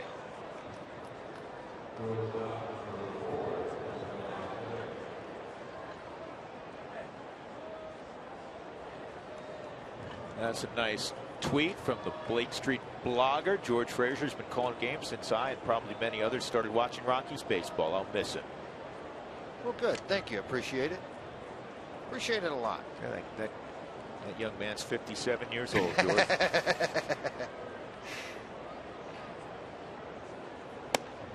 High on Marte, ball 1.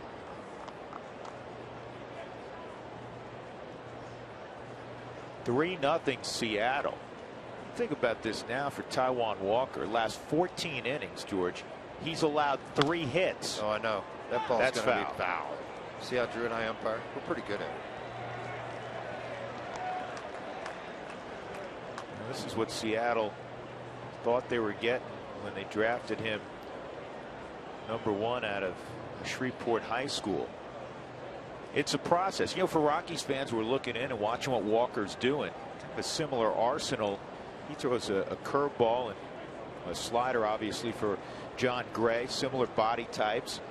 Gray was a college sign after pitching at Oklahoma. But again, you come back to this one thing. They don't become elite overnight. You hope they get to be elite, well, but it's a process. How many Kershaws are there to the game? Very few. It just doesn't come that way. Randy Johnson struggled so poorly until Nolan Ryan saw him throw a bullpen one time, and he pulled him aside and said, "Hey, kid, this is what you need to be doing. Why are you doing what you're doing?" And he took off. You know, there's always that time. I mean, I made 9 trips between the big leagues and minor leagues. I know Huey made 3 or 4 trips between the big leagues and minor leagues. Ryan Spilborghs did. It's just part of the game. Corey Sullivan. 3-1 on Marte. That old theory of when they come up, I never want them to go back. Stay with it, Kyle. Nice. Oh, man. What a catch. Did he hold on? You bet. Great job, Kyle Parker. And he's got a couple new friends to boot. What a catch by Kyle. Now make sure the knees are okay.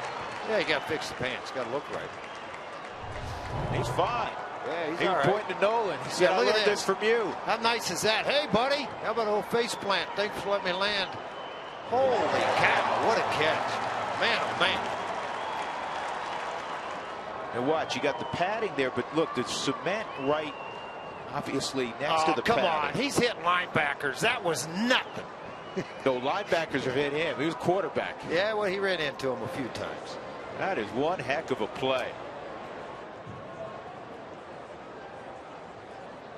Oh, we're going to see that one a few more times today. Turn on your TV tonight about 6 and turn it on again at 10. Turn it on right after the game. You'll see Jenny within the post game doing it. Scott Oberg has 2 outs here in the 6th inning. First inning of work in relief of Chris Russin, who gave up 3 runs on 8 hits.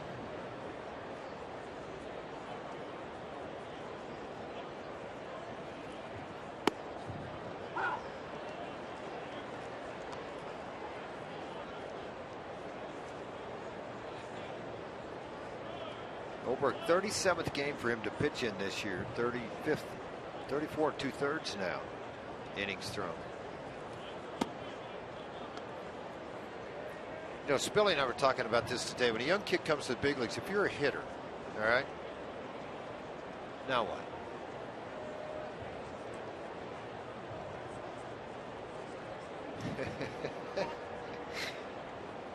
if you're a hitter and you go for 4, nobody says a whole lot, right? Doesn't show up like when a starting pitcher can't make it out of the 3rd and he's a rookie. And so, you know, you got 8 other guys covering you up pretty good. But as a starting pitcher, the expectations, particularly here at Coors Field, where that part of the game has been a struggle, just makes it that much harder for you. There's 2 youngsters that the Rockies are going to count on. Eddie Butler close to you and John Gray on the other side of Eddie.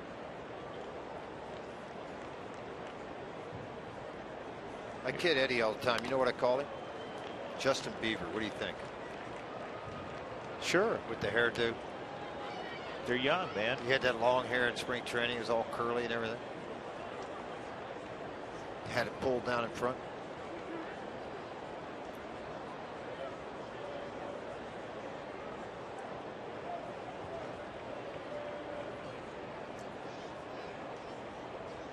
Three and two with 2 outs on Kyle Seager. And Seager lines it at 6'4", DJ LeMahieu. 1-2-3 inning for Oberg in the 6th. Great catch by Kyle Parker.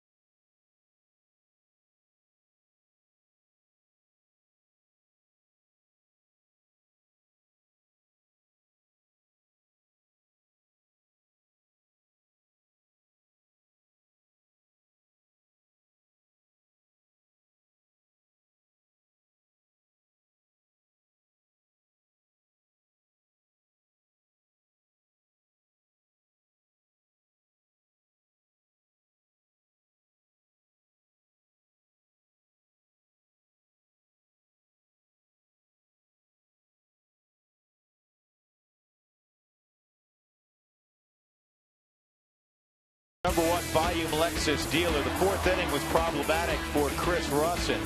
He gave up 3 runs as the Mariners hit around. Probably the biggest blow was when the pitcher Taijuan Walker had his first major league hit, a sharp ground ball right down the first base line to drive in the 3rd run. Rockies have not been able to figure out Taijuan Walker, the hard-throwing 22-year-old from Shreveport, Louisiana, former supplemental #1. And it'll be Drew Stubbs pinch hitting here in the bottom of the 6th inning. 9-1-2. Blackman and Reyes will follow against Walker. Telling part of the inning right now, or the ball game for Walker. It's going to be the 3rd time through for this lineup after Stubbs, so Charlie will get a look at him. I mentioned earlier Stubbs has been outstanding as a pinch hitter. 6 for 12. A home run and 3 RBIs as a pinch hitter. Count evens 1-1. He started this inning, Walker did, with just 55 pitches. So really low figure. Curveball misses for where he is in the ball game. Well, he's had some line drive outs, some balls that have been hard hit right at people. A couple of nice plays made for him, but he's made pitches when he's needed to.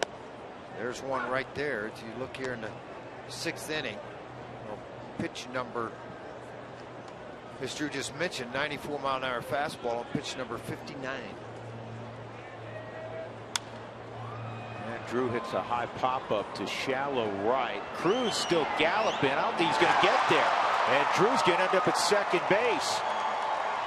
He was really deep for Stubbs. Cano was going out. Well, you got to honor the strength of Stubbs, so you can't play too shallow. I mean, this guy's not a Punch and Judy. He's got some power. So you got to put it back up. Base hit for Drew Stubbs. 7 for 13 now as a pinch hitter. And take advantage of the break. You know, a pop fly double.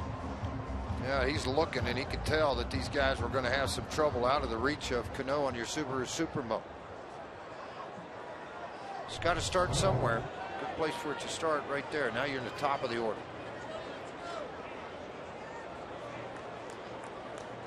Charlie Blackmon, 2 strikeouts today. The Rockies had that rally fall short, George, on Monday. And the previous week, they were walked off on 3 times. It's high time the Rockies had a nice come from behind victory. This ball's bounced foul past EY.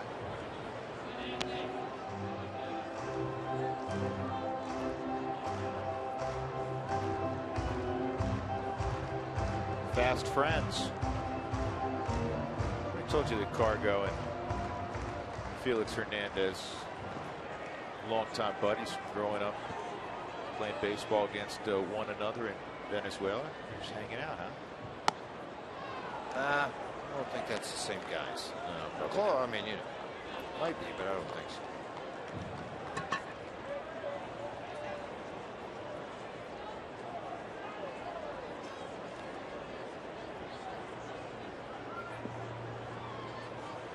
One and two on Blackman. Reyes on deck.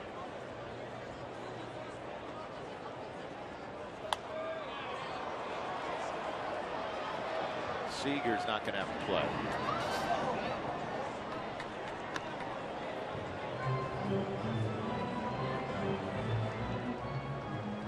John Axford looks like he'll be next in line on the Coors Field mound.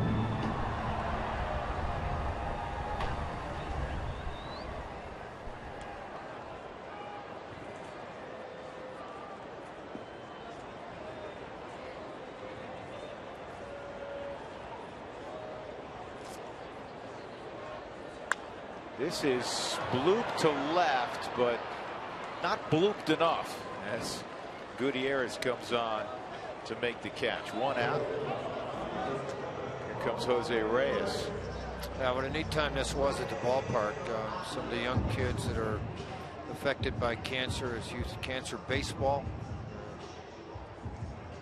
Great bunch of people doing a lot of great things.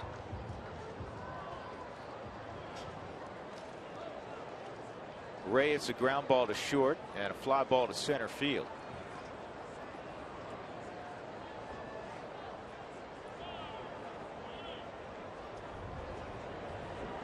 First not. This is on the ground to short. And throw to first just in time to get Reyes. 2 outs. Arenado will come up. Stubbs crosses to third. For Taijuan Walker, his first 9 starts of the year, he was 1-5 with a 7.33 ERA. Since then, he's 7-2 with a 3.32 ERA.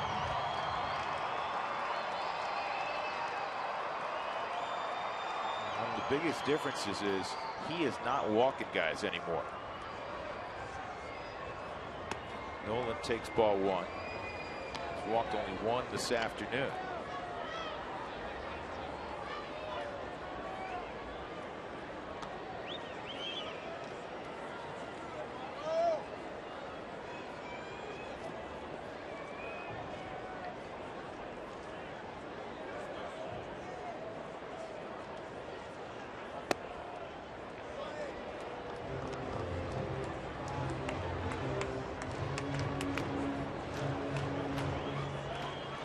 Trying to get Cargo to the plate here in this 6th inning.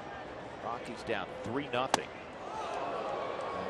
Rare 3-0 count.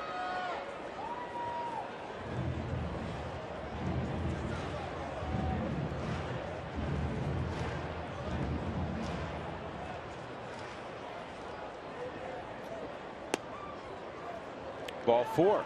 Nolan, that's the reverse of what generally happens. Usually guys throwing the bat away if he thinks it's a ball and he's got to get called back. Nolan's kind of hanging around thinking, well, that may be called a strike, and it never was, fortunately, by Marcus Patilla. Look at this.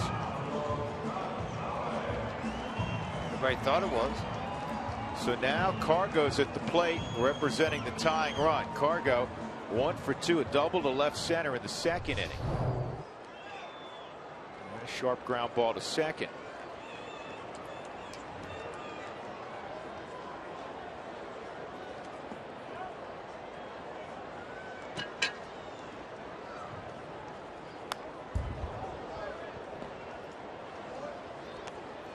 One thing about Carlos Gonzalez, he has immense talent, and he usually rises to the occasion.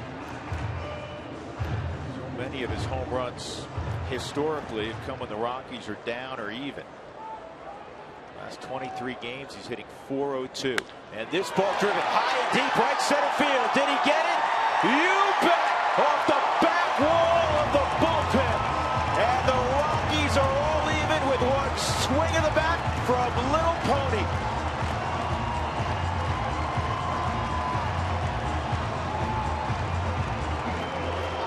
I would say that's rising to the occasion. He has the tendency to do just that.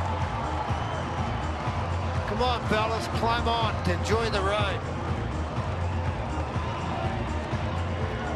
And there, as is the tradition, Brandon Barnes, the last in the dugout to give the home run hitter a hug.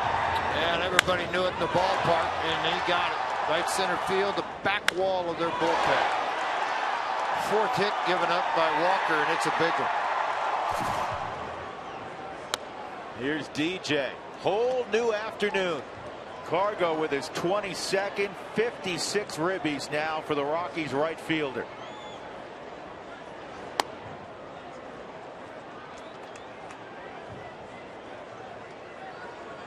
Home runs since June 1st. Cargo way out in front in the National League. Nolan second. The guy the Rockies will see next week, Lucas Duda, tied with the injured Giancarlo Stanton.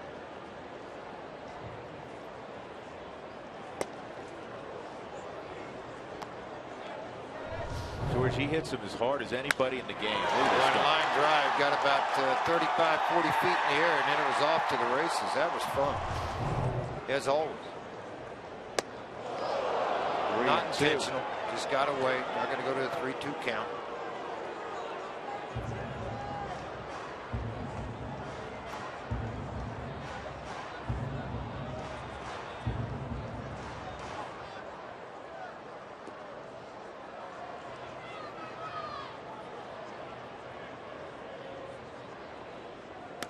Outside ball 4. So after the home run, Walker walks his third batter of the game.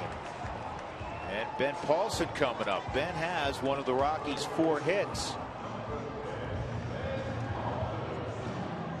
May see Rick Waits here. Now, typically, the way it's worked so far in this series, Lloyd McClendon's been the message carrier out of their dugout.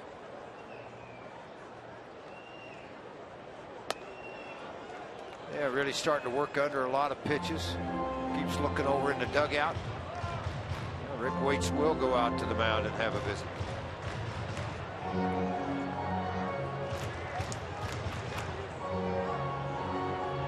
Let me ask you, if you're going to go out after ball 1 following a walk, why wouldn't you go out after the 3-run home run and he walks a guy on a 3-2 pitch? Because he's mature. He should be able to handle some of these things.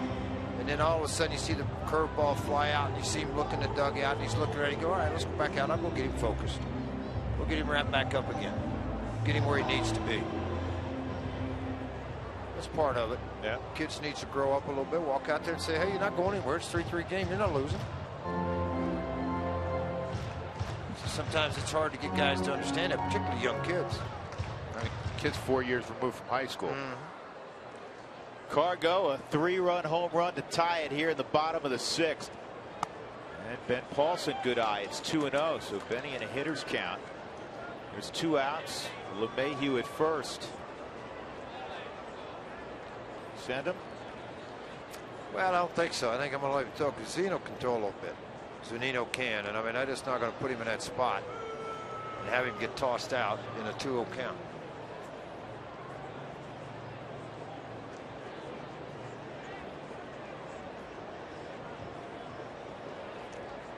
DJ takes off, and Zunino's got no shot. There you go. That's why Walt manages and we get the broadcast. 15 stolen base for DJ.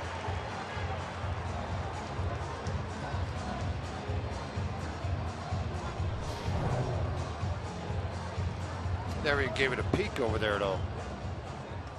15 stolen bases for LeMahieu. Rockies 1 for 8 with runners in scoring position. You know what that one is. DJ and Paulson with a 2-0 count. Got to turn it loose on a 2-1 count, excuse me.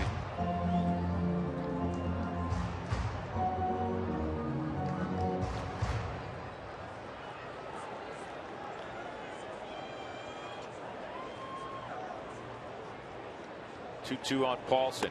Swung on and missed to end the inning. But the Rockies changed the afternoon. It had been all about Taijuan Walker. And then the Rockies got Cargo to the plate with 2 aboard, and he absolutely annihilated that fastball. 3-3 off to the 7th.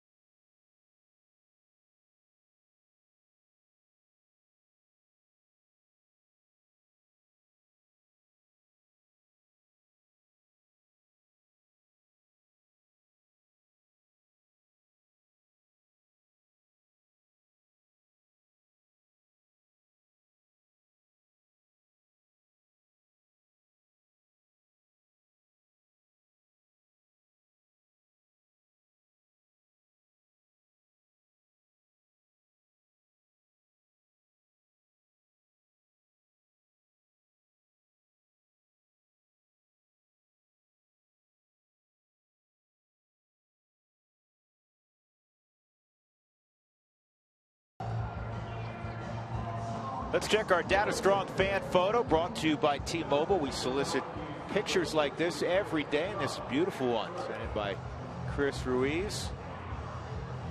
Happy folks at the ballpark. We like to see that. And a lot of folks are happy right now because the Rockies were down 3-0, and then Cargo came up and hit a monster home run. John Axford will come on for the 37th time. Of course, John, most of this year, has been the Rockies' closer. If you think back to April real quick, George, you think back to April, you had initially Hawkins closing. Hawk lost the job, and then Otto took over, and he was terrific. Unfortunately, he blew out. Ottavino went down with the Tommy John surgery, and he's doing really well in his rehabilitation. Then John Axford became the Rockies closer, and he was perfect until the last few weeks. The last few weeks he struggled a little bit, and they backed him off, put him in the earlier part of the ball game, 7th inning, and he's pitched okay. Now he needs to have a clean 7th and get those bats back in the dugout. He'll have Cruz, Cano, and Gutierrez. Well, for the 3rd time today, Cruz leading off an inning. He's 1 for 2 and a walk. He doubled in that 3-run 4th inning. And the one thing that's gotten John a little bit have been the walks that create some of the bigger innings for him. The stuff's never changed. 32 innings, he's walked 20. That's too big a number. Here's the 1-0 to Cruz. 2-0. Cruz 2 for 2 in his career against John Axford. Cano 0 for 2. Never faced Gutierrez.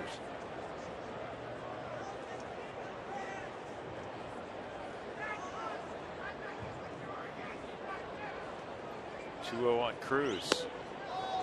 A mighty swing. No baseball. 2-1. Got a 90-mile-an-hour slider. Do you have one of those, George? No. To answer your question quickly and frankly, no. Not many guys do. Don't feel bad. That's low. 3-1.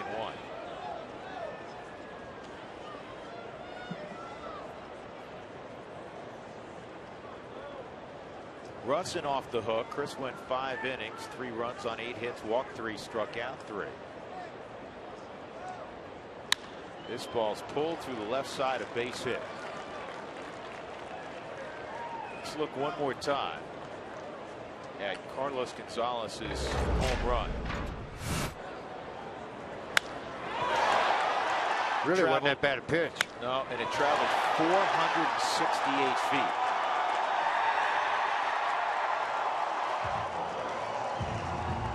That's a home run in every stadium they've built that I'm aware of. The old Polo Grounds, dead center field, 505. That was a poke, huh?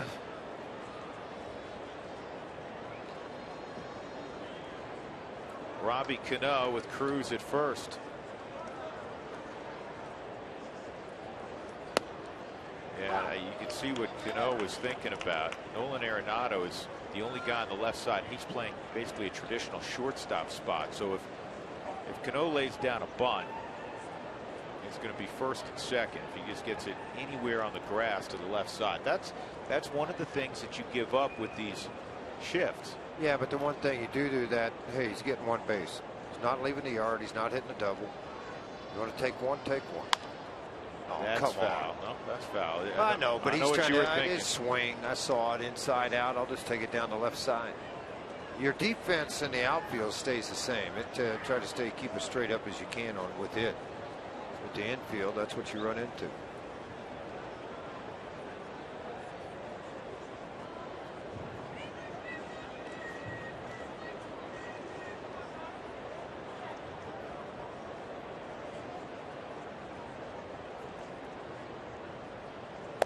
High 1-2 on Cano.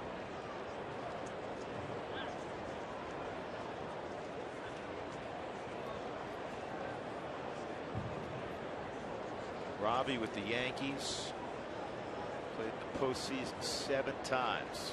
Just one World Series though, in 2009. 6 All-Star games for Cano.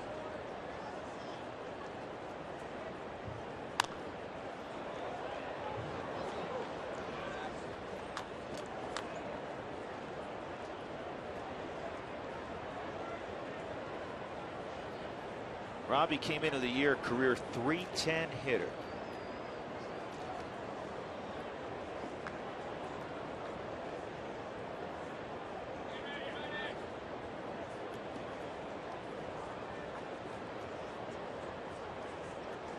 Well, how about that shot?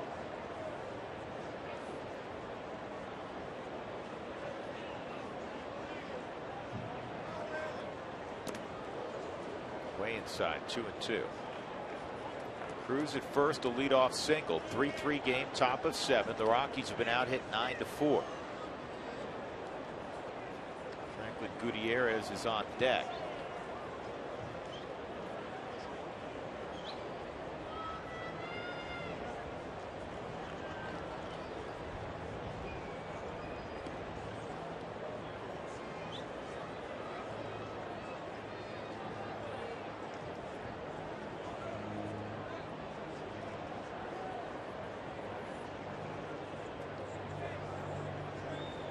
Figured Todd might spend a little money, get a little better seat than that, huh?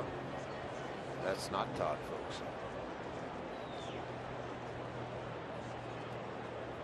Cruz takes off, swung on a miss, throw to second, not going to get Cruz. Cruz will do this on occasion. Third one he's had this year. He's been thrown out twice.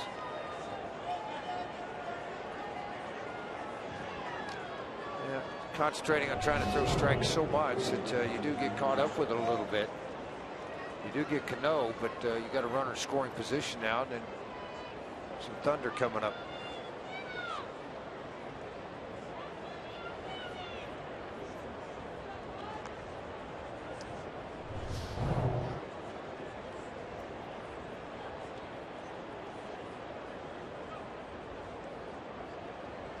I think they're going to look at it. They are. Walt says, give it a second peek, folks. Looked like the foot had gotten into me when the tag was applied. The throw was high. Well, now anymore, George, we talk about this a lot. It's the bounce factor. Yeah, well, I don't know if the bounce factor came into this. I think Walt's just thinking, you know what? Did his foot hit the bag when that tag hit him in the side of the helmet? Let's take another look at it, Drew, after you read this wonderful message from Subaru. It is a Subaru review. Whether you're on the road or at the game, everybody could use a second set of eyes. Watch the foot. Pretty close. One of the things we should point out, sometimes Yeah, you'll see something here that we show you, and it appears to be one way, and it's called a different way. That's hard to tell when the foot's on the bag. In New York, what they're able to do, and we could do it too, it'd be too time consuming to do it in an expeditious fashion. They will take every camera angle they have, and they're all synced up frame by frame. And so then they can utilize different angles. Let's go back. If we can go back a couple frames, fellas. And whoop.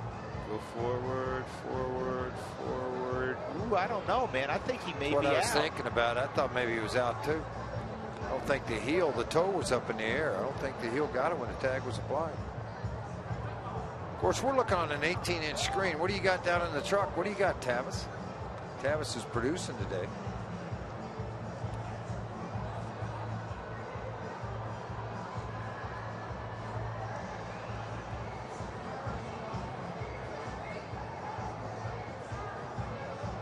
Jerry Davis is going to let us know in a moment. Jerry's the crew chief.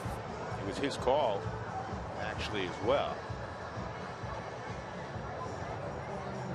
You know, I think ordinarily for an umpire, if you see a tag above the waist, in this case it was helmet high, and you know, Cruz is 6'3", you say, well, the legs certainly got to be in there, right? But it is really close. I guess that's why we're looking at it, huh? That's why it's taking a little bit of time here.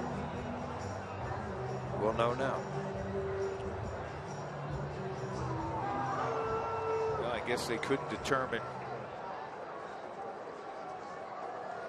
that he was out. So it is a stolen base for Cruz. And with one out, the go-ahead run at second base, Gutierrez coming up against John Axford.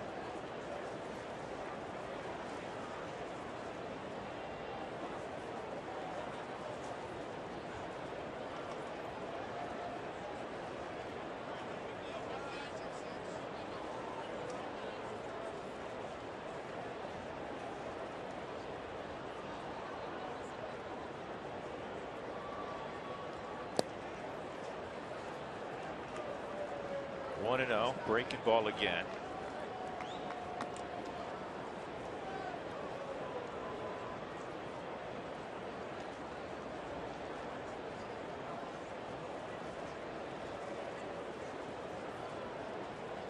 Boone and Logan have been warming up in the Rockies bullpen in case they do start to flip that lineup and go to some left-handers. They have Logan Morrison on their bench, Miller on their bench, and Seth Smith, the one that you'd probably go to maybe later in the ball game.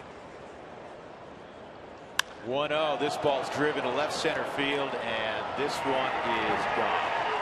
Franklin Gutierrez with his 4th home run of the year. 2-run shot, and it's 5-3 Seattle.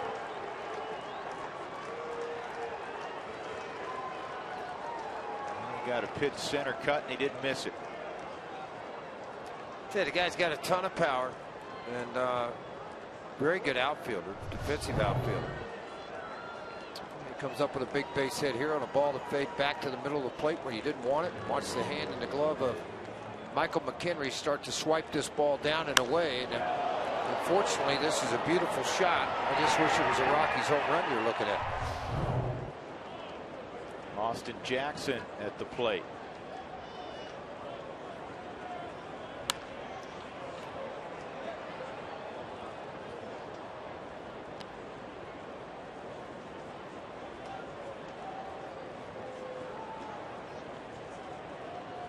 Pitchers go through periods, and right now Axford's in one of those periods. It's been a rough go. He's given up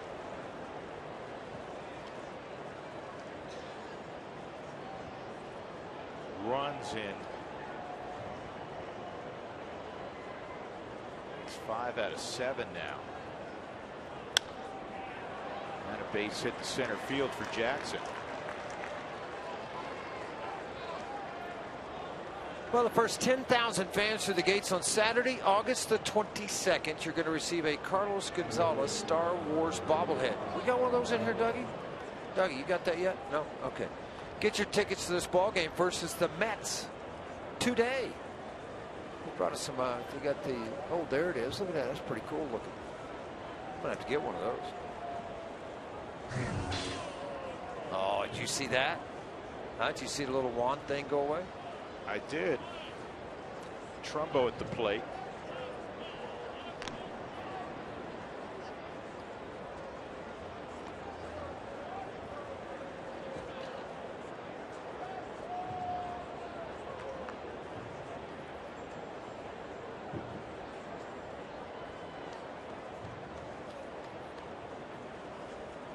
One for two and a walk, a double for Trumbo today.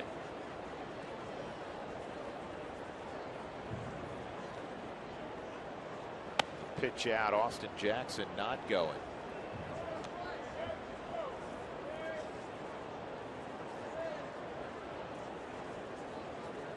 And six out of the last 8 outings for John where he's allowed at least 1 run.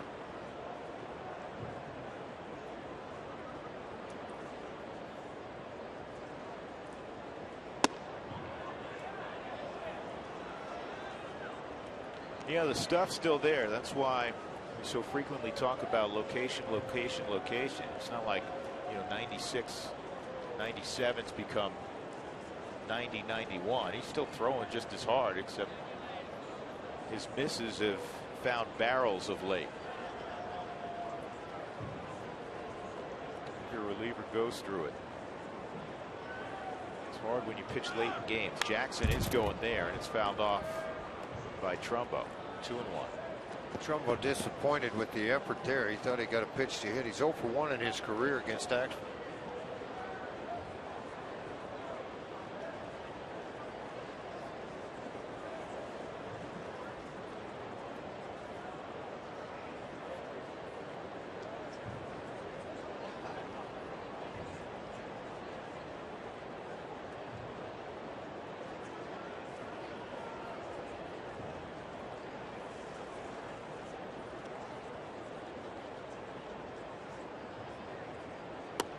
That's a strike. Good looking pitch. 2-2.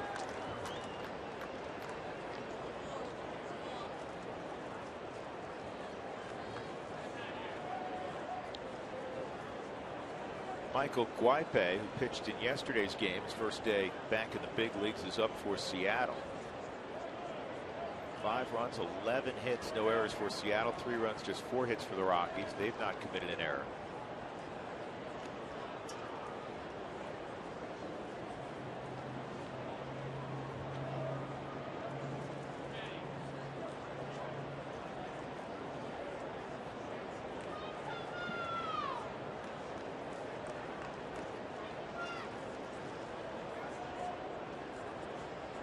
Home run allowed by Axford, just the 4th he's allowed this year.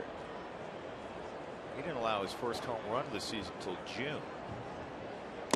Swung on, foul tip held by McHenry, and that's the 2nd out of the inning. Elevated a fastball, got it to the inner part of the plate, and he got the strikeout. That'll bring up the catcher, Mike Zunino. Now, right out of the hand, you'll see that tailing fastball. Trumbo did not catch up with it.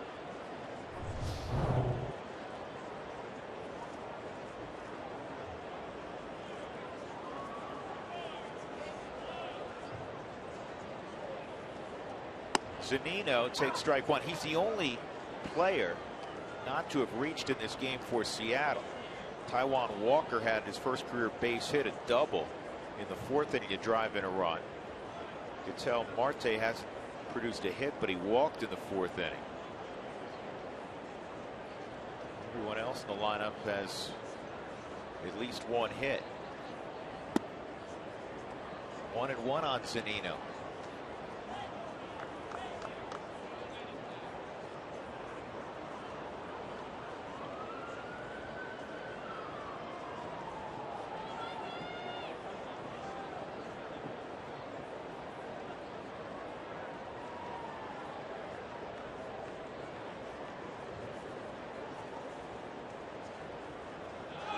Runner going, and McHenry's throw to get him.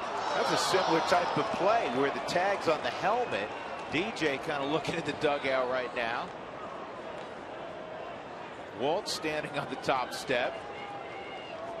I mean, that was almost identical to the tag on Cruz, this one on Jackson. And Walt's going to step out, and I think he's going to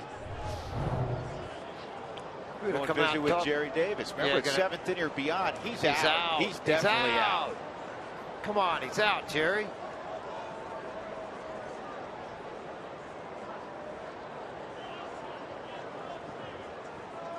Phil Cuzzy being solicited to join the conversation, and now they'll head over and talk to New York, and this one's going to go in the Rockies' favor. Yeah, I think so. That's plain as day. Yeah. This one should not take very long. Go ahead and move on to the dugout, fellas. 2 good throws by McHenry, 2 pretty good pop times, and Mike earlier in the season, struggling with throwing guys out. Very nearly had Cruz, and we believe he got Austin Jackson there. It's a Subaru review. Whether you're on the road or at the game, everybody could use a second set of eyes. Crowd in the background reacting. They're seeing it on the big screen. And look how quick that was. Out at second base, and that'll get the Rockies off the field. In the inning, a 2-run home run from Franklin Gutierrez, and Seattle has retaken the lead 5-3. Stretch time at Coors Field on a Wednesday afternoon.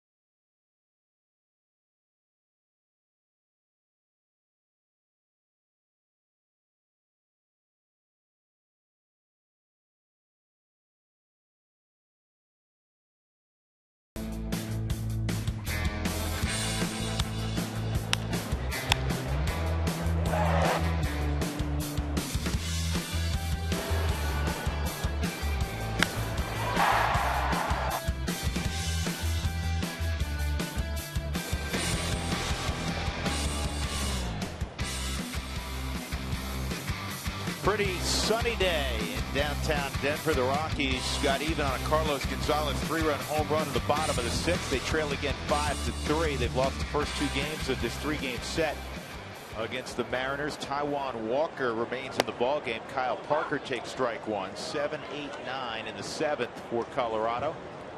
Again, they've been out hit 11-4. Walker cruising until he gave up the 3-run home run in the 6th. Parker today a line out and a strikeout, and that beautiful catch you just saw going into the stands.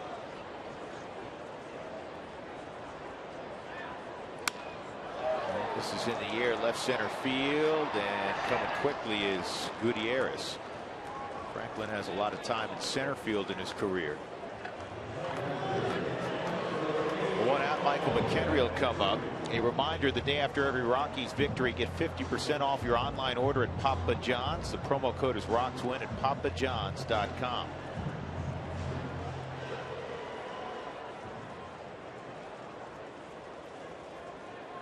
McHenry, a ground ball to second, and then he hit a shot to Kyle Seager. Turned into a double play. A line out, and Seager fired across the diamond in the 5th inning to double off Ben Paulson. 1-1 on Mac. Brandon Barnes has come out in the on deck circle to hit for Axford.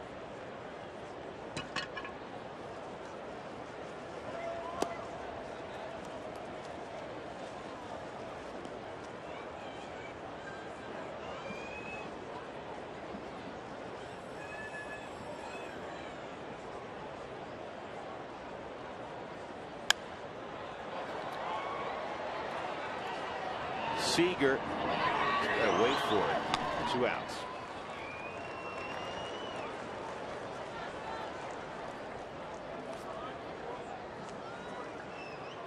Yeah, Miller, the right-hander's warming up. That'll be it for Axford. In inning 3 hits, a couple of runs, 2 strikeouts. Brandon will give it a shot here with 2 outs. Rockies trailing 5-3.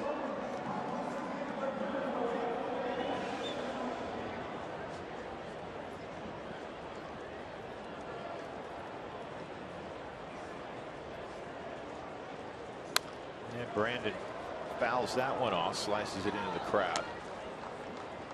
Just his 3rd at bat on the homestand. 0 for 2, actually his 4th at bat. He has walked in this series as well. He's faced Walker before a couple of times. He and Jose Reyes. Reyes now 0 for 9 lifetime against Taijuan Walker.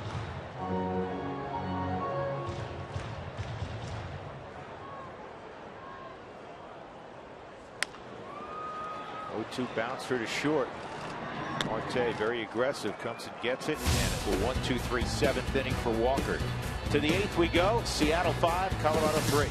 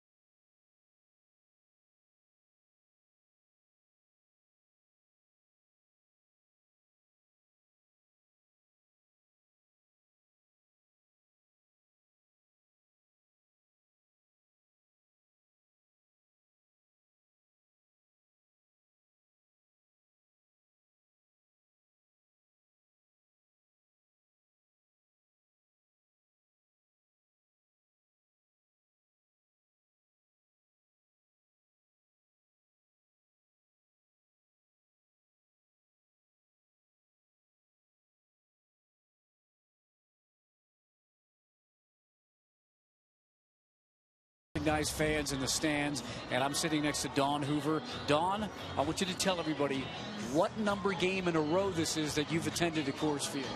It's my 500th consecutive in the park. 500 straight games at Coors Field. Think about that, guys. That goes back to, you said, photo day of 2009? Yes. So you've seen pretty much more games than anyone on the team than maybe Jorge De La Rosa. Exactly. Every game, everybody on our roster has played in this park. I've seen, except for Jorge's. Wow. Even if they weren't Rockies yet. Even like a Jose Reyes who played here with other teams. Exactly. So that's impressive. She's been here since 2009. I know you told me you had season tickets down below. You came up here. Section 328. You get a great view down of the pitcher and, of course, the batter. And you can see everything as that one's thrown in by Justin Miller. George is retiring. I know that you wanted to say something to George. I did. I got to know George at fantasy camp. And, George, I've had 500 straight games. I wish you'd come back for the next 500 more. But I understand and wish you all the best. Well, that's so kind. Thanks for all the great years. Tell her thank you, Mark. That's very kind of her. And I hope she comes back to fantasy camp. Let her know Todd Helton's coming. George says thank you. Fantasy camp. You even mentioned me maybe again Todd Helton this year.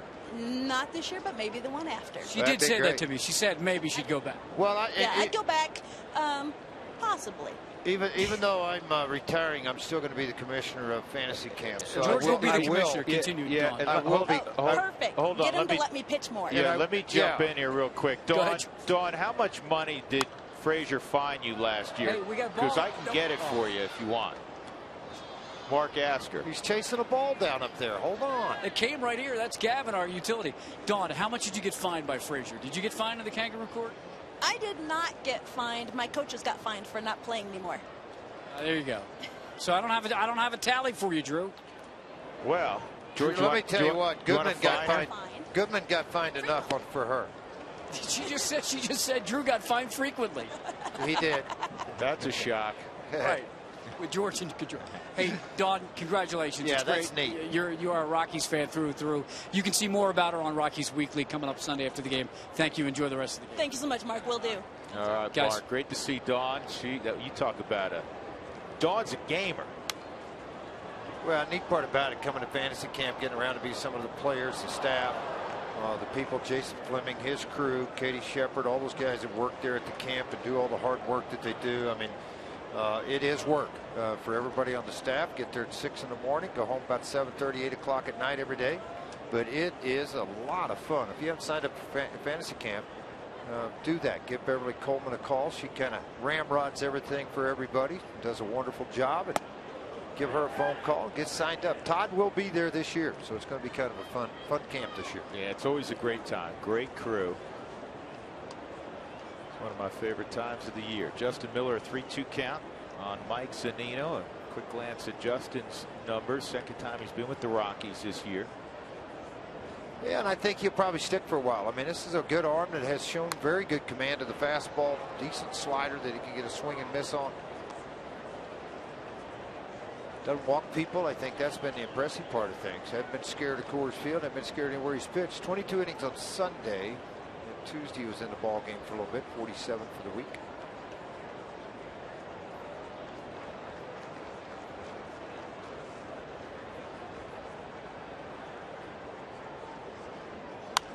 That's fouled off.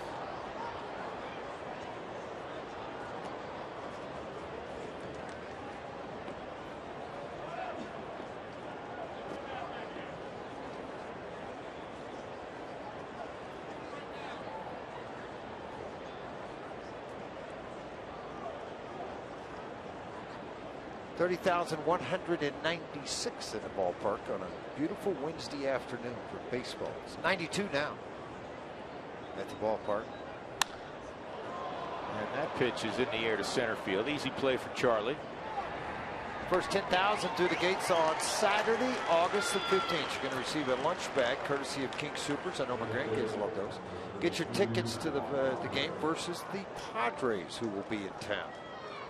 I know Sam always carries his around with him here when he brings his lunch to the ballpark.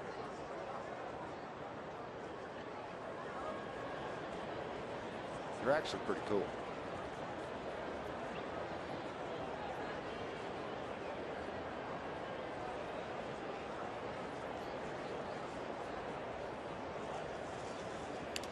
That's way outside on Taijuan Walker. Lloyd McClendon still riding him after that 1-2-3 7th inning. He hit the bump in the road in the 6th and 3-run home run by Cargo. Well, he's got the pitch counts way down for him. He's at 92 through 7.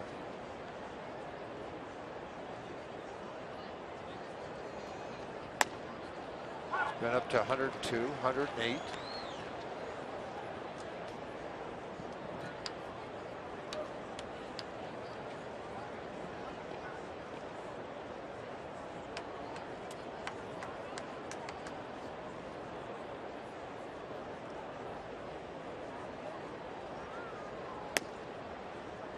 Two and one.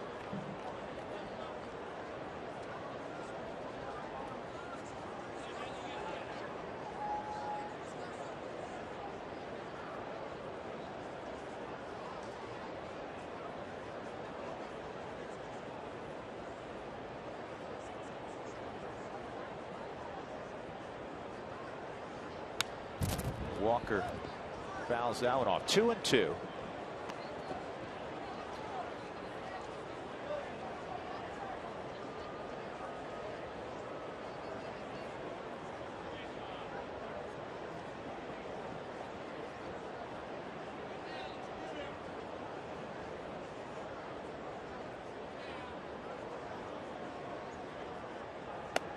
Swung on and missed. Miller strikes out. Walker 2 outs.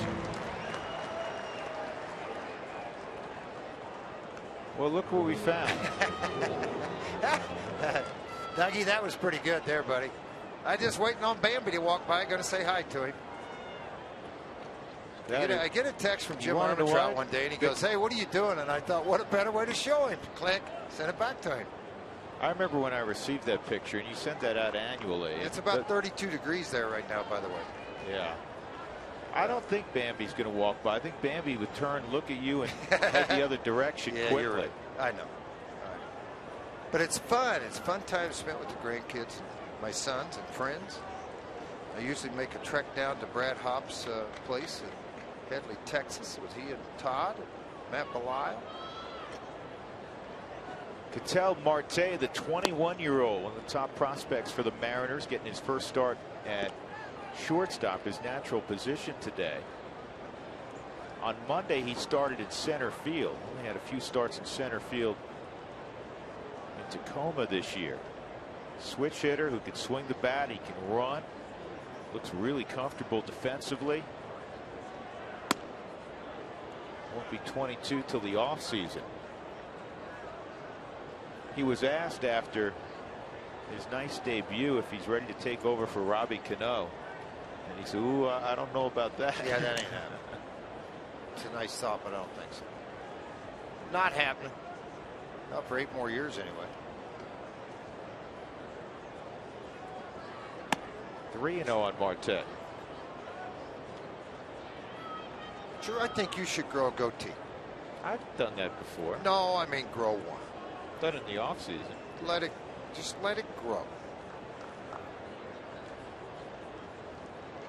See, when I look at those beards like Blackman has and Paulson, nothing. It looks hot. It looks uncomfortable. It's actually not. It's actually cool. I will not know that. Well, you will someday. No, I will never know that.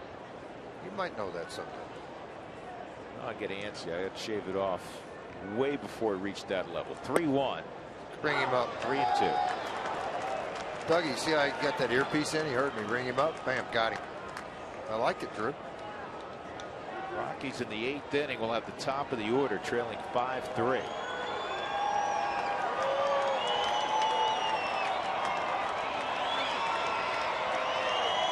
Well, think of Boston a few years ago with all the beards. That misses.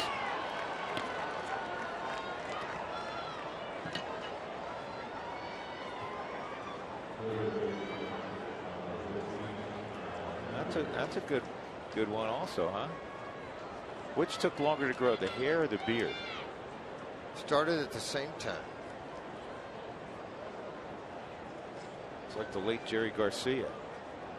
Yeah, a quick out to a look and talk from Steve Foster. He's made a lot more trips to the mound than he's wanted to.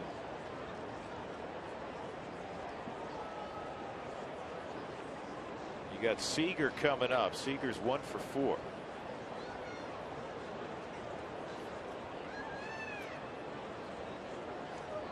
Seager on the day last at bat lined out to second base, couple of ground balls and a double that he hit early in the game, his first at bat in the first inning.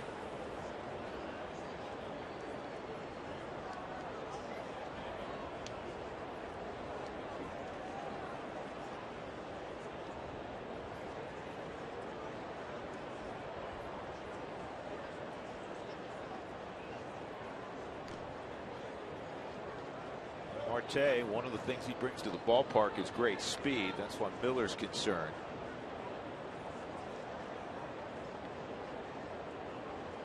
He is yet to attempt a steal at the big league level, but this again is just his 5th game.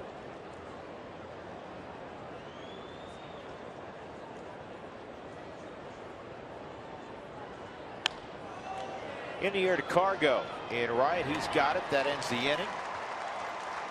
Marte left at first base. We go to the bottom of the 8th inning. 5-3 Seattle. Again, top of the order next for Colorado.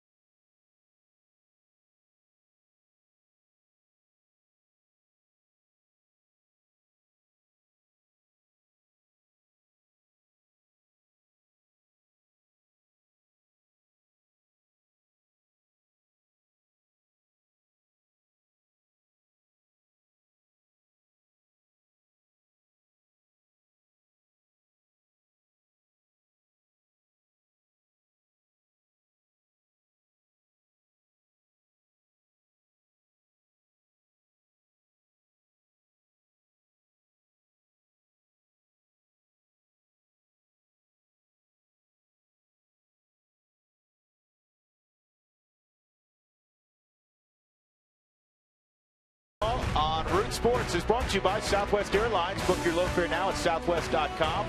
And by Jack in the Box. For a limited time, try the new Portobello Mushroom Buttery Jack with melted garlic herb butter. Wow.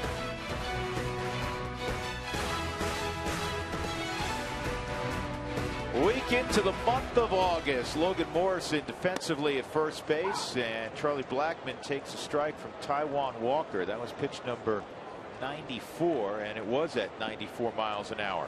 Charlie's 0 for 3. A couple of strikeouts and a fly ball to left. In fact, this is where Walker's done a magnificent job. I mean, really, he's only given up 4 hits. So he's done a terrific job all afternoon. The one guy who got him was Cargo. But Reyes and Blackmon topped that lineup, a combined 0 for 6. Throw Nolan in the mix. They're 0 for 8 and a walk. Nolan walked in the 6th inning, which was great because with 2 outs, it got Cargo to the plate, who hit a 3-run home run. You know, it's a huge play in this game. This ball is going to stay in play and caught over there by Marte, 1 out. You know, it's a huge play. At least it was when it was 3-3. Was that pop-up to short right field to drop for a double for Drew Stubbs, because it ended up allowing the Rockies to get the tying run to the plate eventually that inning, and Cargo delivered the 3-run home run. But now the Rockies are down 5-3 in the 8th, 1 out, and here's Reyes, 0 for 9 lifetime against Walker, and he takes strike 1 on the inside corner.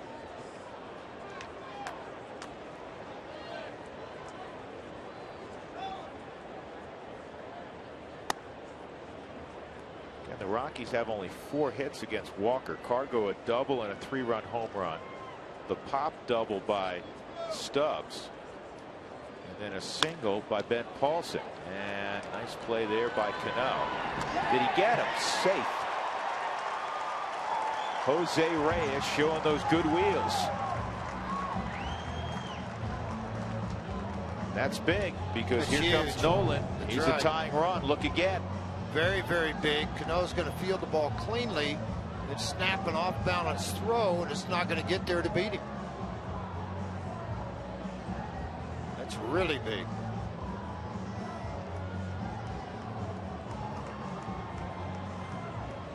Now Lloyd McClendon's going to go make the move right now.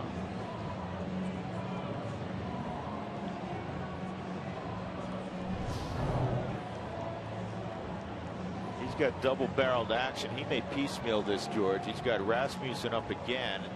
I got to imagine he's for Cargo. So Walker walks off ahead 5-3.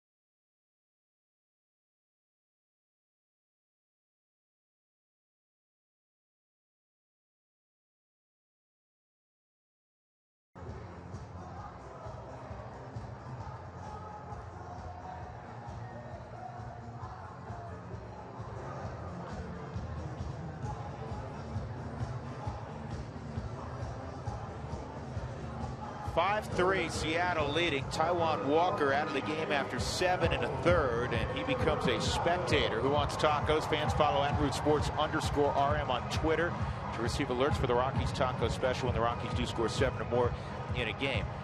I think Lloyd McClendon, George, is looking at this as the inning with the Rockies in the middle of their lineup. Nolan Arenado, the 3-hole hitter at the plate, because Carson Smith, who's been closing of late, has the baseball right now.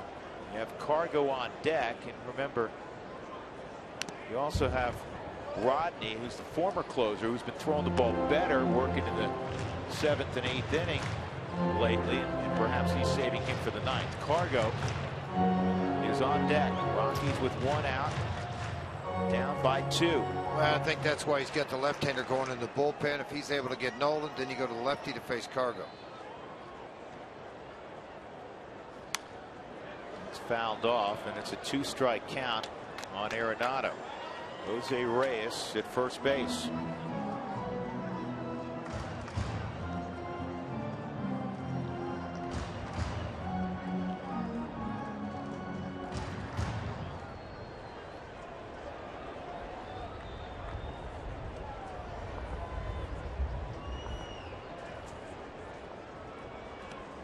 Bimel's warming up down in the bullpen now for the Mariners, and he came on to face Cargo last night.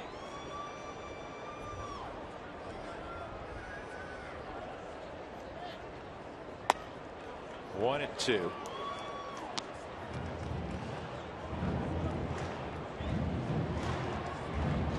Smith had been dominating in the closers and out of the bullpens role. When he went through June, he had an ERA of 145. July average, a little different, 6.75. A couple of runs given up against the Rockies in the first night in here. There's a hard slider. Nolan's got to get up the line, and it turns into a 6-4-3 inning-ending double play. So we'll move to the ninth inning. The Rockies still trail the Mariners 5-3, trying to avoid the sweep.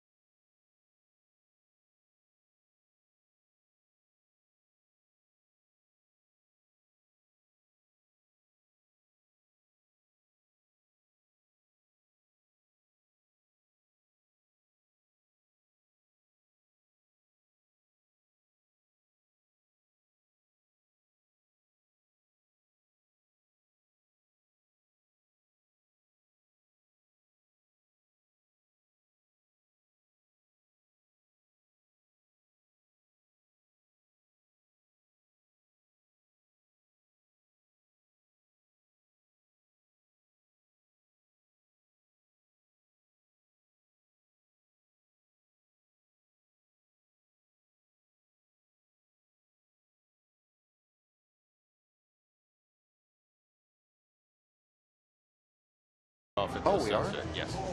Tommy Kahnle's on to throw the ninth inning and keep it a 2-run game.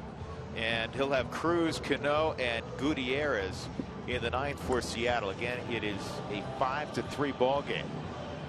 28th appearance, George, for Tommy Kahnle.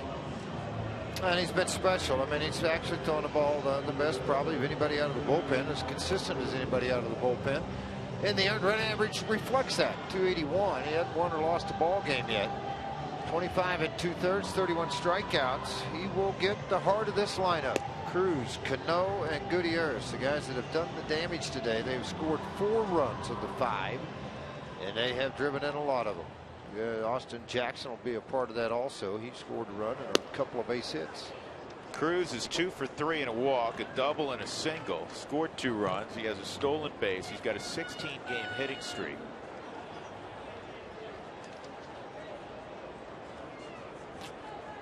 Can't be at all disappointed with their investment in Nelson Cruz in the offseason. I don't think they are with anything that they invested in. They've had some tough injuries. You know, Paxton's been hurt with a finger, which hurt the rotation. You've had to get some guys up that you normally wouldn't have up here right now. I know that Jack Zarenzik, Ted Simmons, Pete Vukovich, they're out looking. They're trying to find some extra pitching depth. It's just hard to go find. That is strike 1 on Cruz. Yeah, the one pitch that Tommy has used to have success with, that has been the changeup.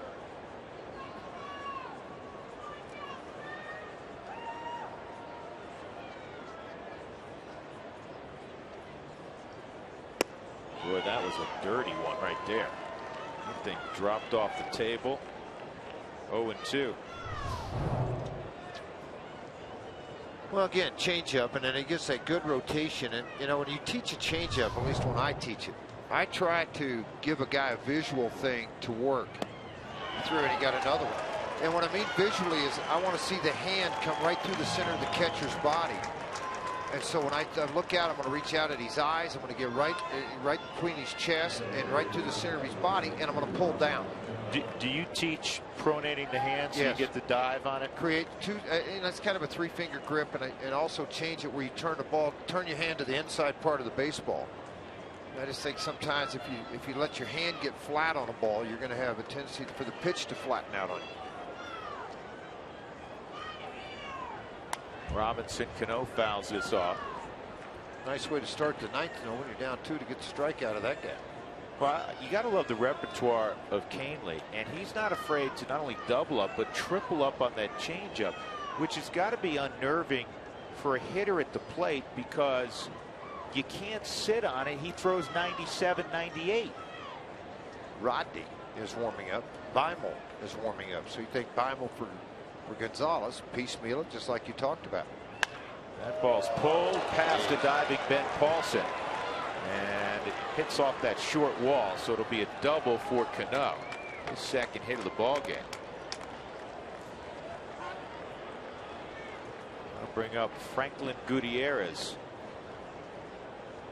Our Jimmy John's delivery of the game, brought to you by Jimmy John's, and the big hit tonight, Franklin Gutierrez this afternoon. 7th inning, a 3-3 game. Gutierrez against John Axford, and he crushes that pitch to left center field, a 2-run home run. The Mariners continue to lead by that same score, 5-3.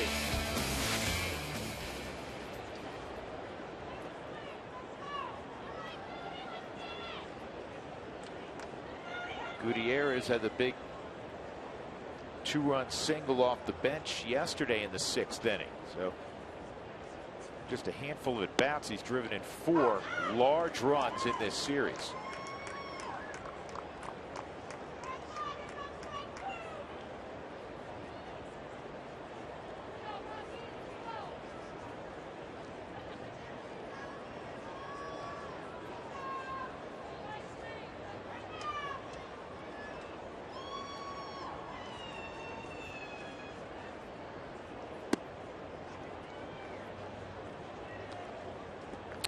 Mariners have done a pretty good job with this. 4 for 12 with runners in scoring position. The Rockies have struggled, 1 for 9. 1-1.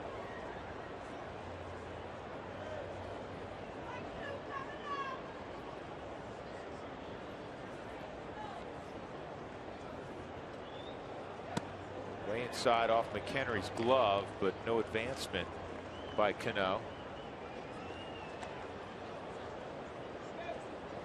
9th inning, 5-3. Seattle's out hit the Rockies this afternoon, 12-5.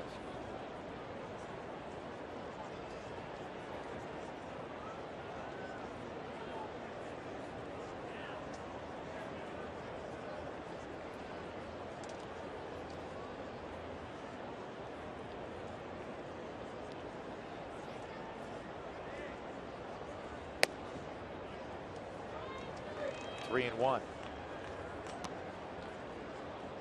Well, he does get into some hitters counts, but when your stuff's really good, and I mean 94, 97 with a devastating changeup at times, you can work through that because your stuff's a little overpowering. If you do it too often, it'll come back and bite you.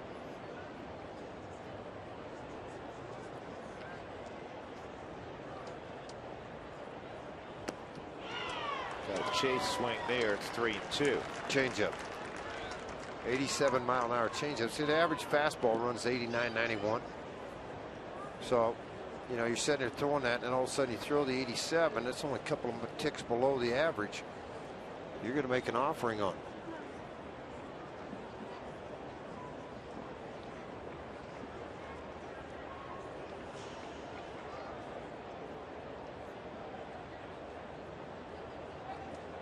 Here's the 3-2 to Gutierrez, and it's on the ground to short.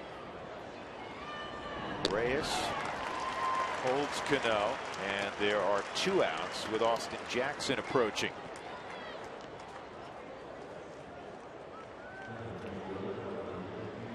Jackson's 2 for 4. He has an RBI today.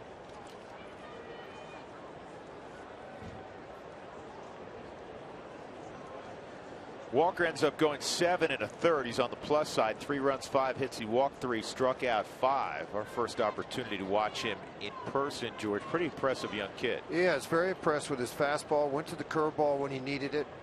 Occasional changeup. commanded the zone very well. Rare back gets some of that. 97-mile-an-hour heater by Austin Jackson.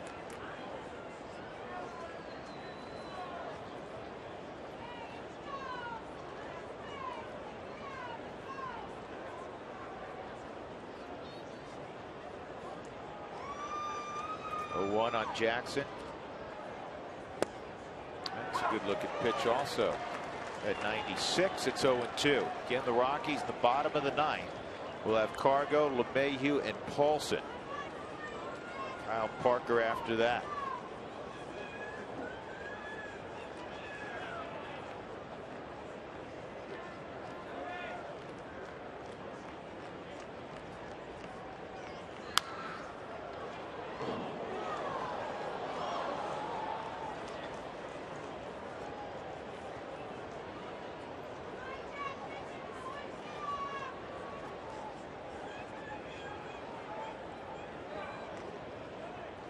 Rockies have allowed 38 Seattle hits in this series.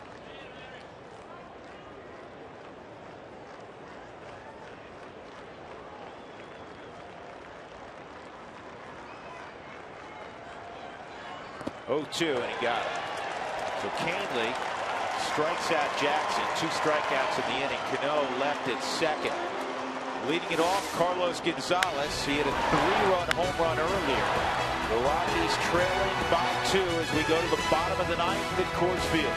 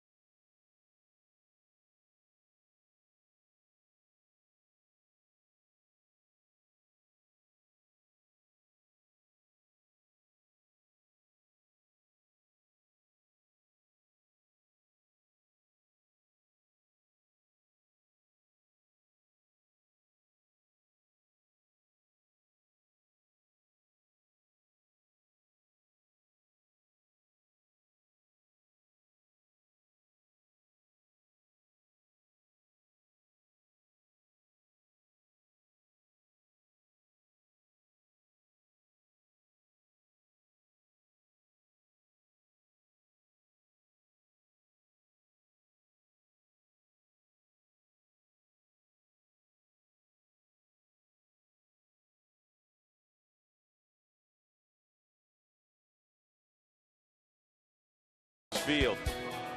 Time for our CenturyLink link to what's next. Here's a good portion of August for you. The Rockies, right after the game, will head to Washington. Off day there tomorrow, and then 3 against the Nats, 4 against the Mets, and then Colorado will return home for a lengthy homestand. They'll have the Padres, they'll have the Nationals, and they'll have the Mets. So they'll see plenty of good pitching, to say the least, over the next couple of weeks. Yeah, tough time, I tell you that. It's not easy. Washington, New York, both battling it out in the National League East. San Diego trying to make a run, and the Nats and the Mets head back here to Coors Field. But Beimel will come on now to face Gonzalez. 36 game for him to appear in. You see the number of innings pitched, 35. Not a bad play to bunt here for Cargo, down by 2 runs. Thought about it. Yep, he did. Because, did he give you the sign? Well, I mean, just think about it. The third baseman's really no man's land. Kyle Seager. He can't defend the bunt, and he doesn't have much range where he's playing. Now he's going to back up a little bit on the left side. Rockies need to get a base runner. Outside. Beimel induced a ground ball to first yesterday by Cargo. He's 0 for 2 in his career against Joe Beimel. Energized bunny just keeps ticking. Joe's been in and out of baseball the last 3 or 4 years. Former Rocky. Very good job on the left side. Cargo 2 for 4. probably would put 2 for Joe, 3, I should say. Put Joe in that same category. Affeldt got the win last night for San Francisco. And Lopez, and then you got a guy like Beimel. Left-handed specialist really knows what they're doing. Cargo a double and a 3-run home run. Also ground ball to second. LeMahieu on deck. Rockies down by 2. Then Beimel able to get Cargo, and I'm sure Lloyd McClendon now will come out. Well, you think you would. There he comes to the steps. Hey, you want to host a party at the rooftop? Ask about the Tawaka Terrace deck, pregame picnic area, the Tawaka Terrace loft, or Shane Kobana party areas. Call today. Making a reservation to get up on the rooftop. Good time today. It was not so crowded right now, but it was packed for the first 7 innings of the ball game. Seth Smith will now come in to play left field. And the right-hander, Fernando Rodney, will come on to try to save this ball game and face DJ LeMahieu. See, I don't quite understand that. I don't either. Because, with all due respect to Seth, he's not the outfielder that Gutierrez is. You're protecting a 2-run lead, aren't you? You're thinking you're going to be out of here shortly. If I was the manager, moves you don't want to do, but he's got a chance for a save right now.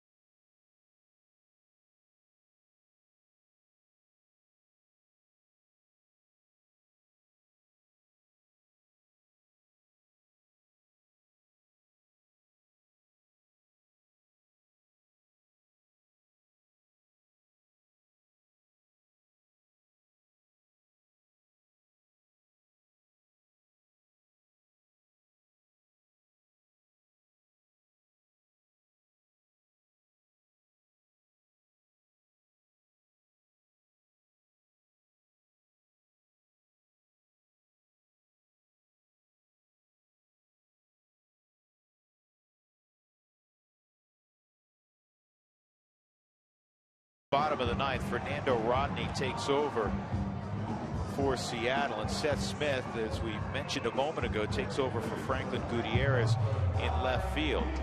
You know, all I can think of from Lloyd McClendon's standpoint is it feels like right now Seth, maybe with his experience here, is the better option, though Gutierrez historically has been a better outfielder.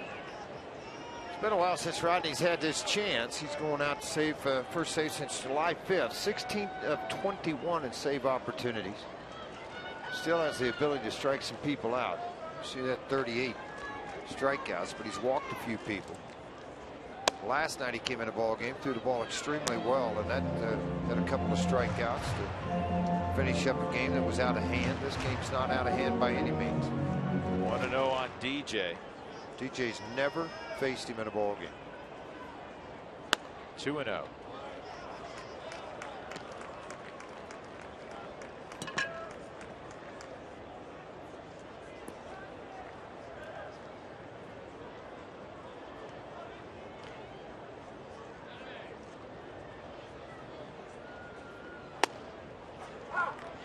Yeah, he still throw hard. I'll tell you that. 93-mile-an-hour fastball there for a strike.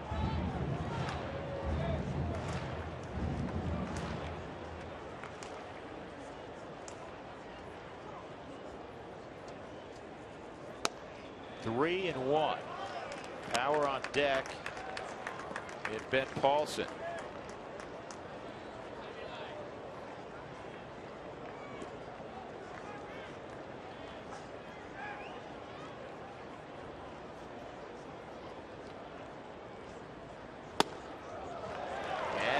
4. So a walk to LeMahieu, and here comes a tying run in Paulson. Well, you're just looking for a small window to go to, and Rodney just gave him that.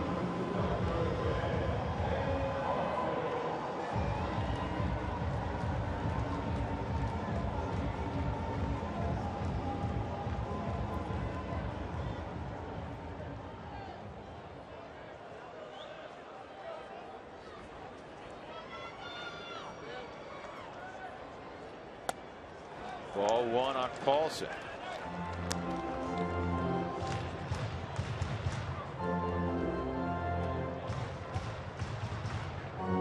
Yeah, maybe something's not right. I keep going back to the Gutierrez thing. I mean, he's a former Gold Glove winner. Well, that's what kind of puzzled me a little bit. In case the Rockies can get this thing to extra innings, Christian Friedrich has been busy lately. He's warming up. Paulson tops this one foul.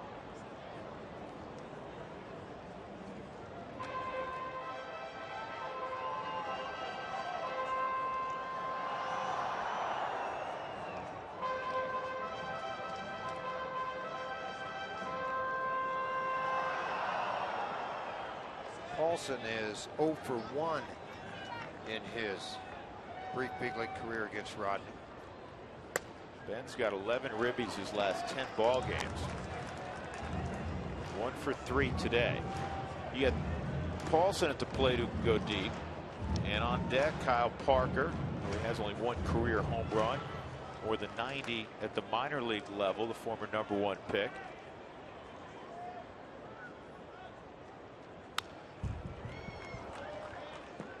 Two balls, 2 strikes on Paulson with LeMahieu at first.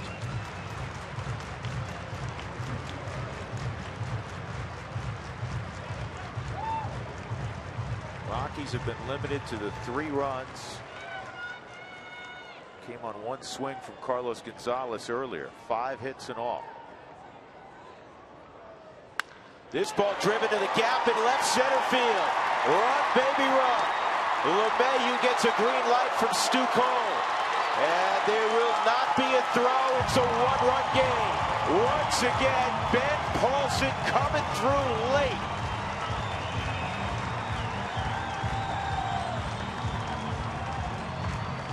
Tying run in scoring position with 1 out.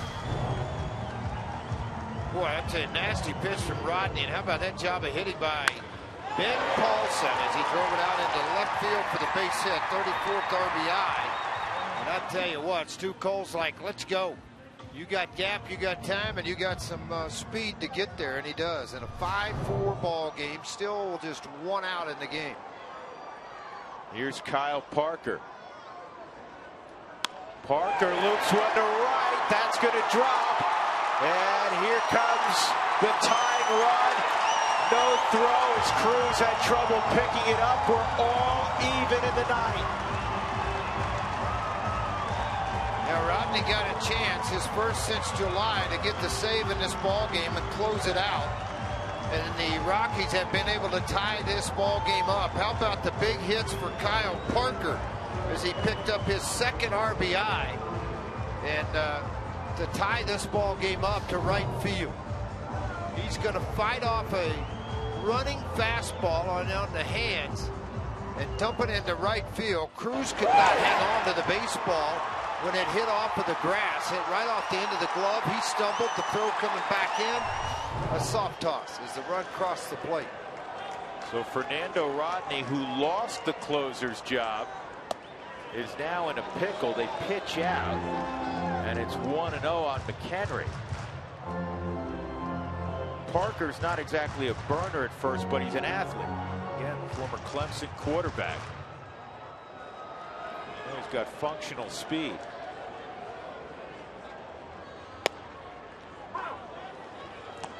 You know, for McHenry, George, the other night when the Rockies rallied for 3, came up a run short on Monday in the 9th. McHenry, with the tying run at 3rd and 1 out, struck out against a nasty slider. He's getting another opportunity here. The difference is Rodney fastball split. Not a lot of sliders. 5-mile-an-hour, missed with the split finger on McHenry. In the on-deck circle, the pitcher spot, Daniel Descalso.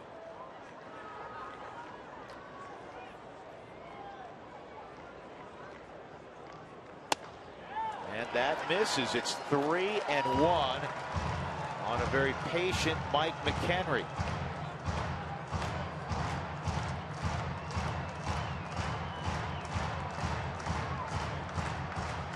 And they got the left-hander Rasmussen warming up.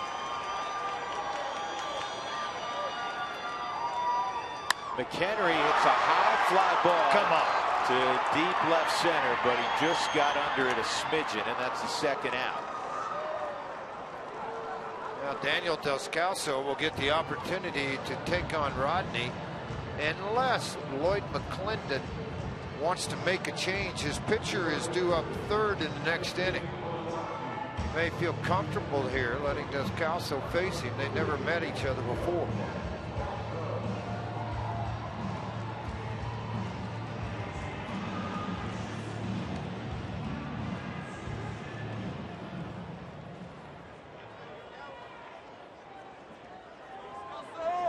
Descalso will surprise you every once in a while. He's got some pop, some extra base ability. And I will correct something. Let me correct something really quick. They made the double switch, so Smith will be up third the next inning. Maybe that's why he did that. Thinking down in the bullpen, the Rockies have the left-hander up down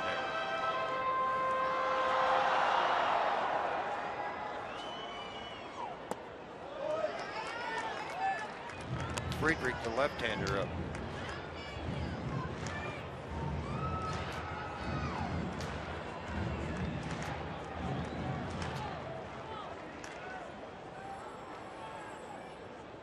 Two outs, Parker at first. Here's the 1-1.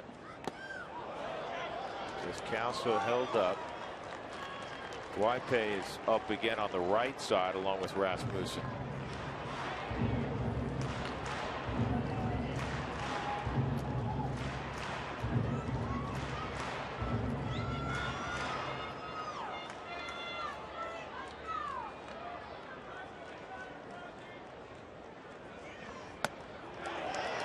Way outside, 3-1. Now you have to be very particular if you're Daniel Descalso. Blackman on deck.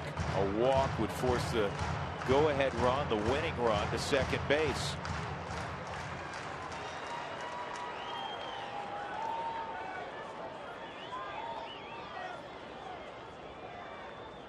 He's a smart player at the plate in Daniel Descalso. And ball 4. And now the Rockies have that winning run in scoring position in Kyle Parker. And Lloyd McClendon's seen enough.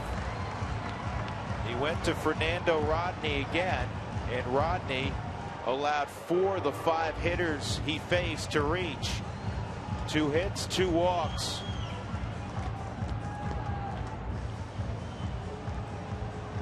So it'll be Rasmussen. He'll now have appeared in every game in this series. Charlie next.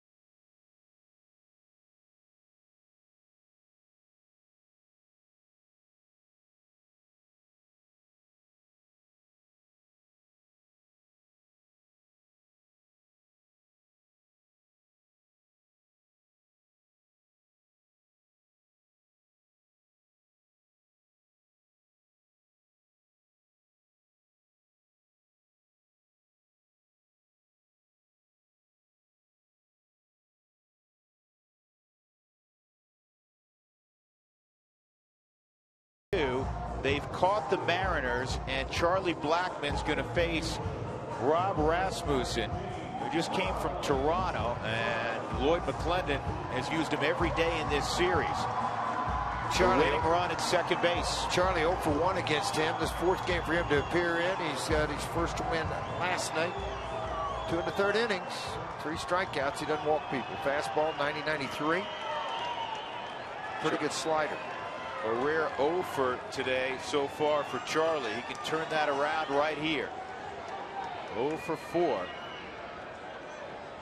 He's been hitting lefties big time of late. He takes strike 1. Last 13 games against lefties, he's .440. On the season, .236. In his career, he's hit .276 against lefties. Kyle Parker, the winning run at second. And a high fly ball to right field. Cruz will make the catch. We will play extra innings on a Wednesday afternoon. The Rockies catch the Mariners.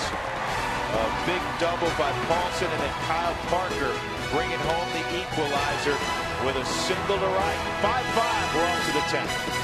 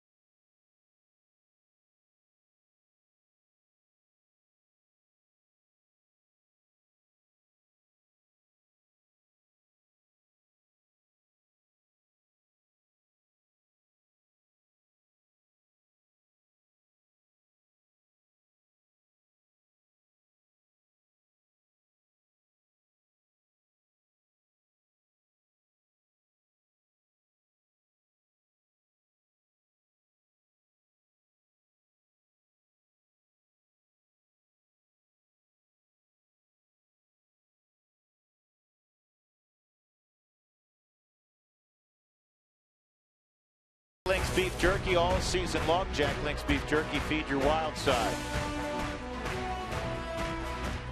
We will go extra innings. 10th inning at Coors Field. Rockies Seattle tied at 5. Rockies have not played many extra inning games this year. Just 5.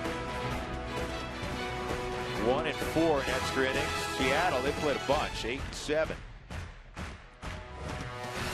See that peak, Drew? I want to walk that way before I go home at the end of the year. Would you do that?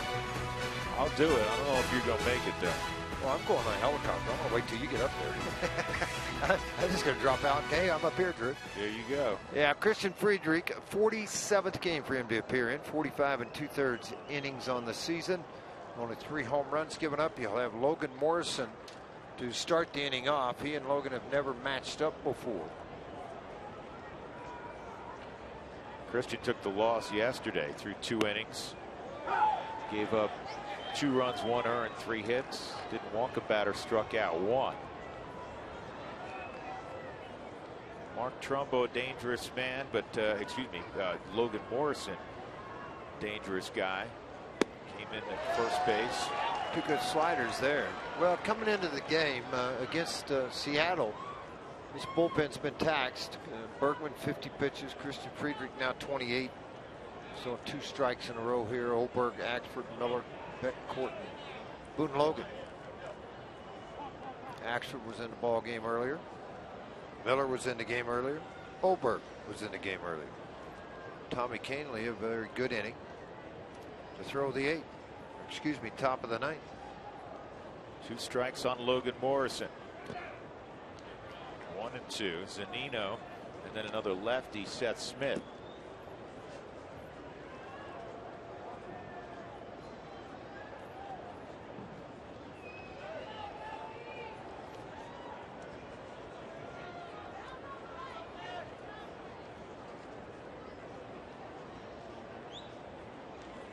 Two on Morrison.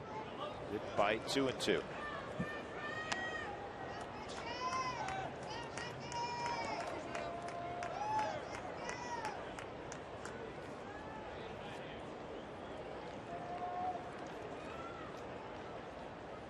Rafael Betancourt starting to play catch.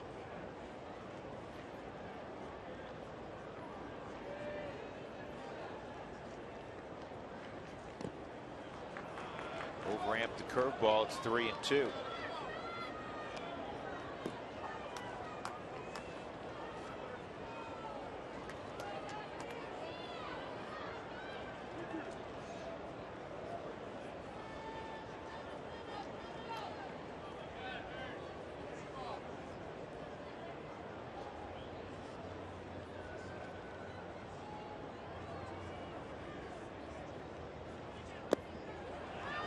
Walk to Morrison after 0-2 count. Not good. Couldn't get him to chase the breaking ball out in the dirt on a couple of those.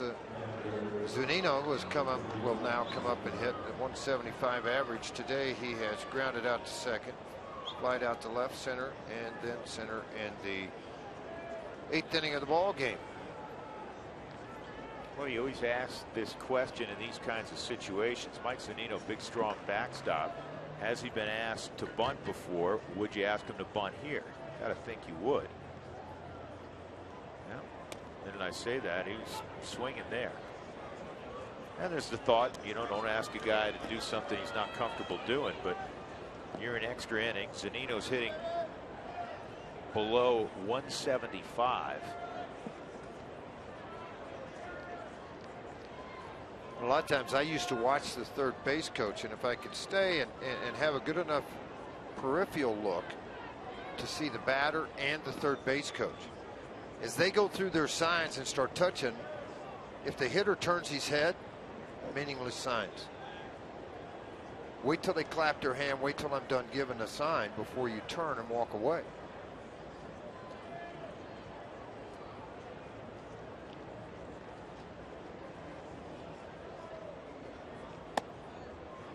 It's 2-0.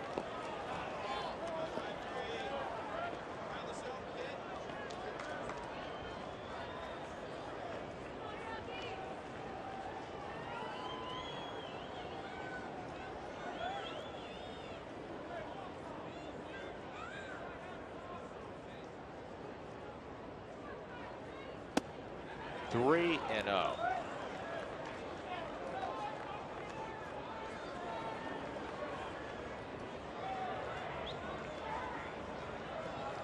Rockies in the bottom of the 10th will be in the right portion of the order. Reyes, Arenado, Gonzalez. 3-0, and that is ball 4. That was a 4-pitch walk, back-to-back walks by Friedrich. And you have Seth Smith coming up. You asked that question whether Zunino had any sacrifice bunts. He had 5 this year so far. Never squared around. But as it turns out, it wasn't necessary. This may be a record for Steve Foster in a single day. He's made that trip to the mound. Yeah, he's just buying time now. A number of times today. He wants to make sure Ralphie's ready to go before he brings him in the ball game. You can't put a guy in a tough spot like Ralphie if for whatever reason Christian were to walk Seth Smith also and then bring him in with the bases loaded. That's just too tough to do. Thank you. Appreciate you.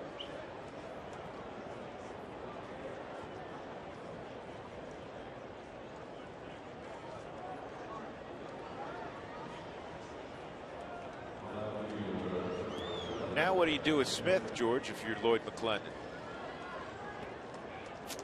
Good question. I'm probably going to have to bunt him, and he knows how to bunt a little bit.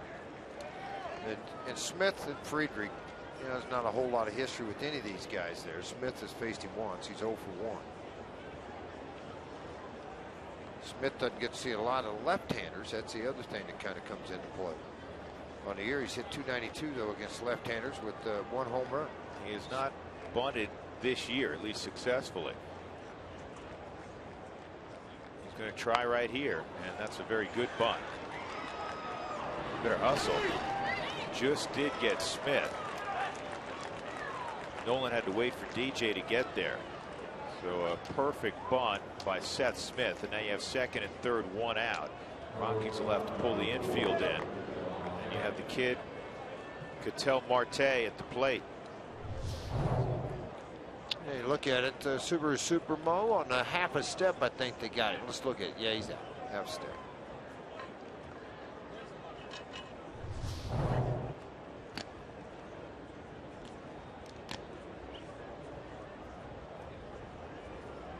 Rich Donnelly continues to look into the dugout to see if there's a switch here that made me think with the young kid up who can bunt a little bit, if they want to make the move on. Well, I mean, do you want to go? Well, you don't have a lot of speed here on the bases, Drew. You know, you pop a bunt up, or if it goes back to the pitcher, you got a rundown situation. You want to go Betancourt though, get a ground ball, perhaps? Well, that's what I'm thinking, and that's what Walt's thinking. He's going to go get him.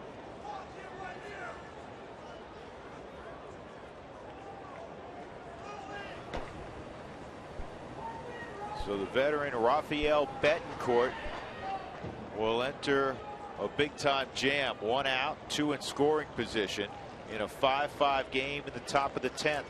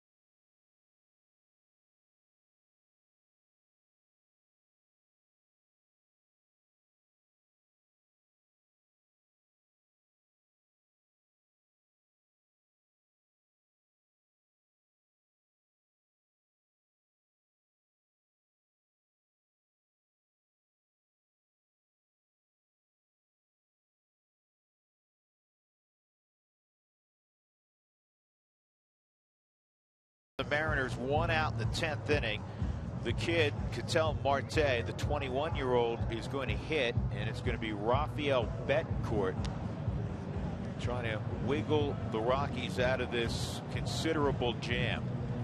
But I was watching in between innings, or in between the pitching change, and I looked over. Rich Donnelly had come to the dugout. They had Nelson Cruz interpret to Marte to make sure they knew exactly what they were trying to do here, and about maybe, hey, lay a bunt down. Orson's at third base, not a lot of speed. If you do, take it up the first base line with you, whatever. There was a lot of conversation going on here. And Seager's in the on-deck circle. We'll see how this turns out, what they try to do, what kind of trickery they may try to pull here. Less likely, George, to squeeze with a left-handed bat? For me, no. And the reason why, if you're a right-handed pitcher facing directly over, I can see when he goes, people are going to yell, he's going. All you got to do is throw a pitch out, boom, he's out. Well, that's what I mean. So yeah, less likely that Seattle would squeeze. For me, it's not. I think it's a risky move to make. Just because the left side of the box is open now. Nobody in the right-handed side. You can see everything. There's a left-hander on the mound, maybe. Marte takes a strike at 92.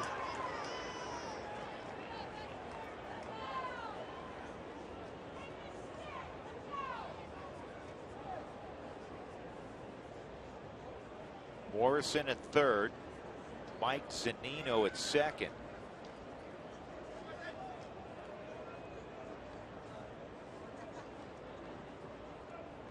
And 2 strikes on Marte.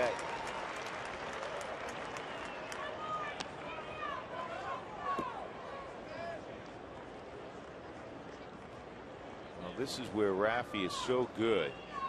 Probably expand that zone a little bit, see if he can get the kid to chase away.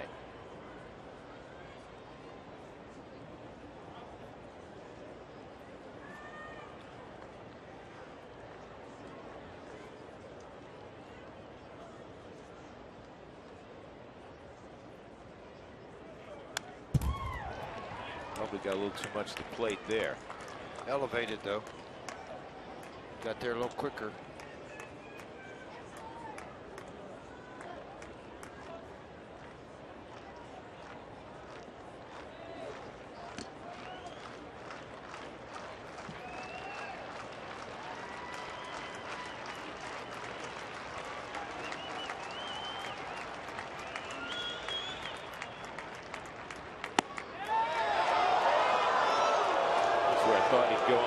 Pitch 1 and 2. Well, the 4 strike zone shows a little more off the plate, and maybe what this really is a hitter. I'm really surprised he didn't make an offering, try to foul that pitch off.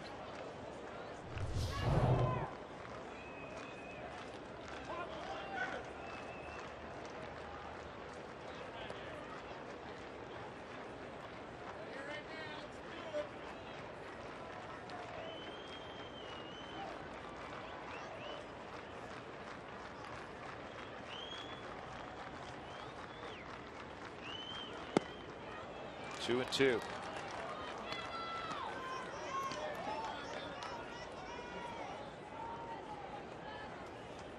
The outfield is closer in than what they typically are to take away a soft fly ball and be able to have the force. Of course, the danger you run into, if the kid catches one and sends it a little ways, you're going to have both runs score, but that's the gambles you have to take. 2-2. Popped up, and Nolan's going to give it a look. I don't think there's room to make a play for Nolan. It was in the first row, and he couldn't get there in time.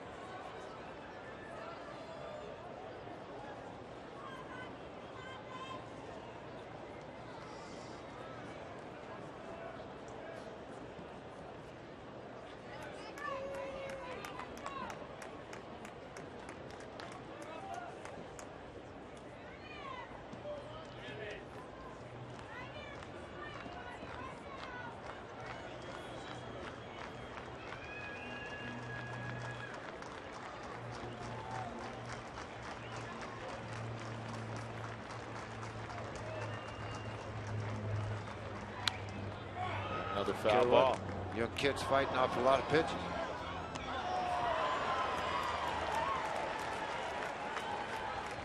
I think 7 so far, 5 strikes, a couple of balls.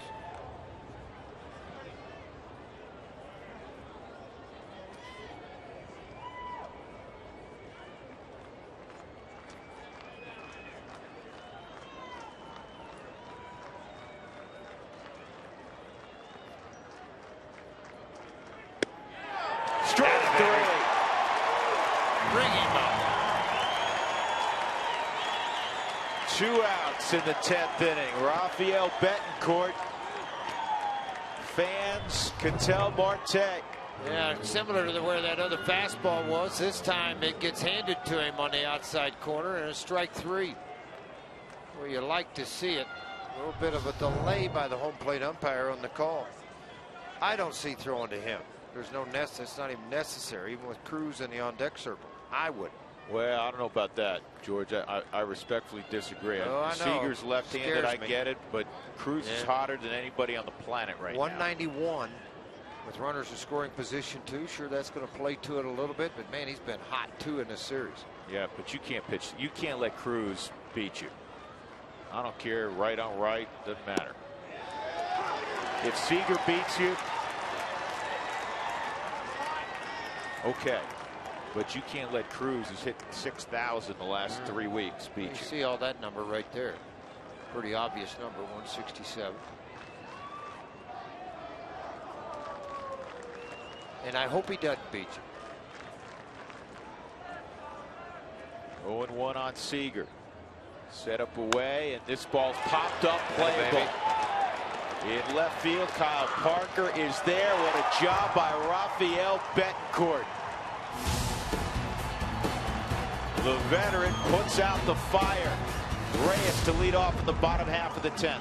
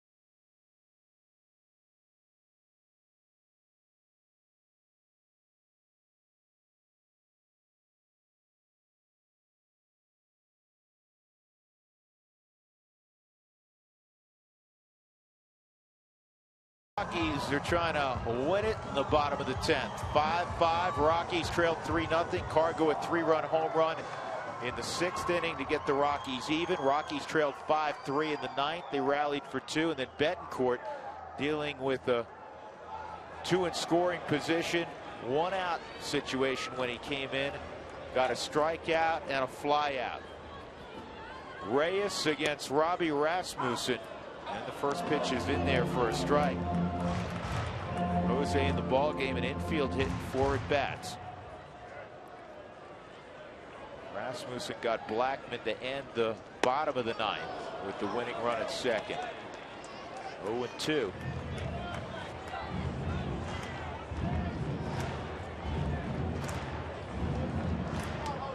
Reyes in his career has been just about equally proficient from the right side as the left side, though this year he's been much better left-handed than right-handed. Some of the resume of Jose Reyes. 1-2 on Jose. Huge to get his speed aboard. 2-2.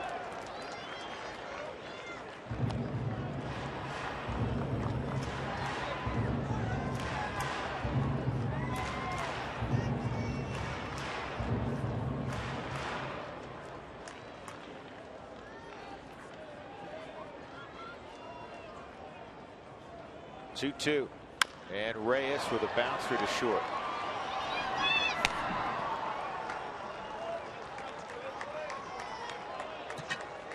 That'll bring up Arenado.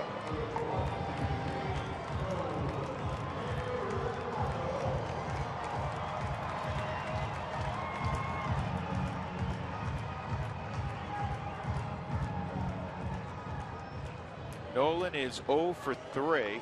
He walked in the 6th and came around on the home run by Gonzalez. Car goes on deck. Ball 1.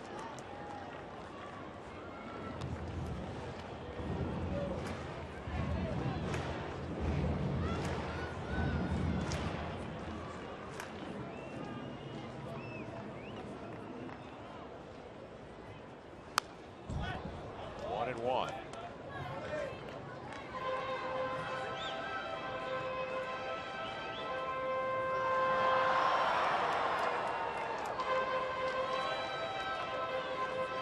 Again, Rasmussen pitched in every game in this series. Yesterday, he got 4 outs and picked off the victory for Seattle. Well, you start to look at the plus minus of your bullpen. You're past all of that now. You have Rollins, the left-hander. Will Helmson, the right-hander.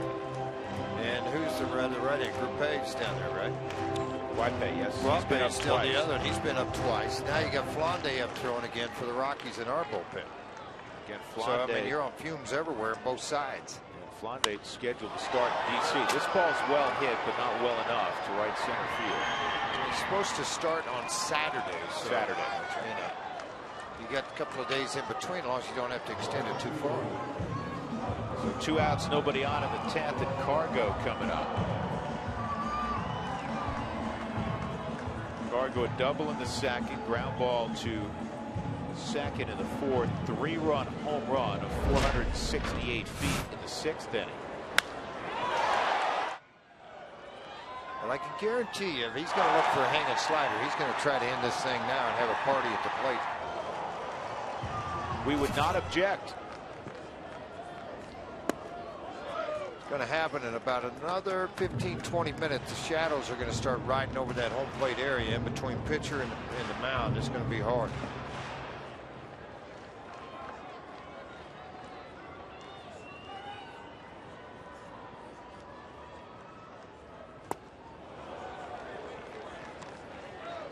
Slider. It's 1-1.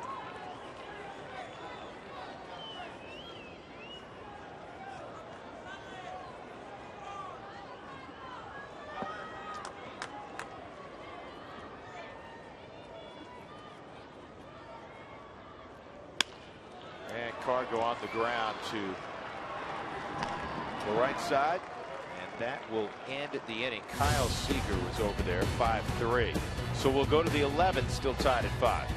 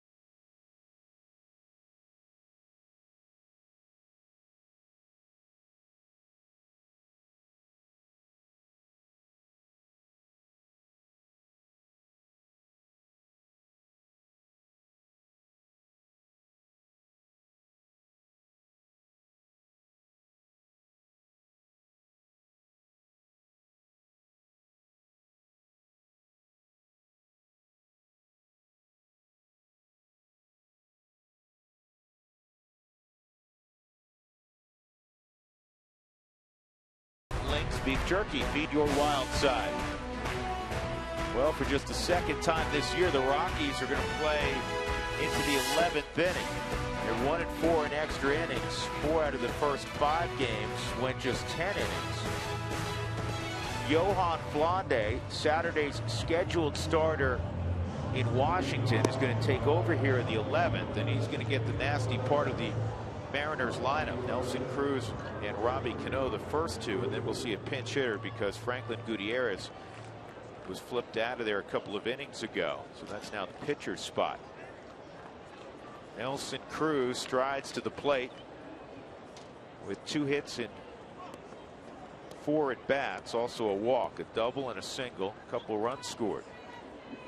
16-game hitting streak for Cruz. He's hit a home run in 5 straight. Second time he's done that this year. The only other player in the game who has a stretch of a home run in 5 consecutive this season, Jock Peterson of the Dodgers. 1 ball, 1 strike.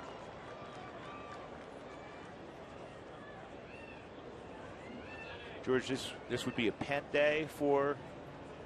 Yeah, it'd be a pen day, but you don't want to extend it out there 25, 30 pitches and then try to have him come back on Saturday.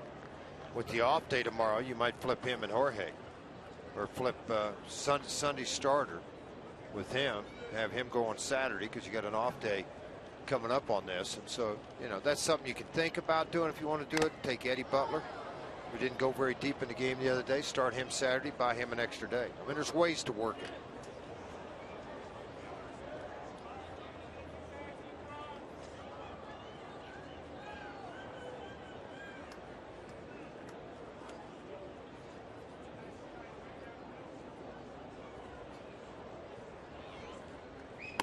Three and 2. See a guy who's calm, cool, and collected, and understandably so at the plate. Just watch Nelson Cruz. Game's pretty easy for him right now. Him and the guy in the on-deck circle. Yeah. Here's the 3-2, and that's hard on the ground, but Nolan's a vacuum. Cruz is out.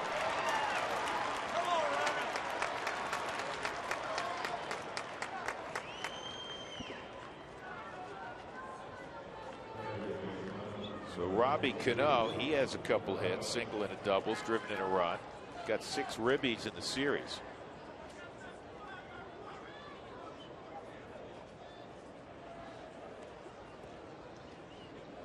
I thought it might be the way they'd go is Jesus Montero on deck. He's swung the bat very well. Talking about being on deck, he's like standing in the right-hand batter's box. Holy cow, you better get off the grass and scoot back a little bit. That bother you when guys did that when you were pitching, George? They didn't. They might once.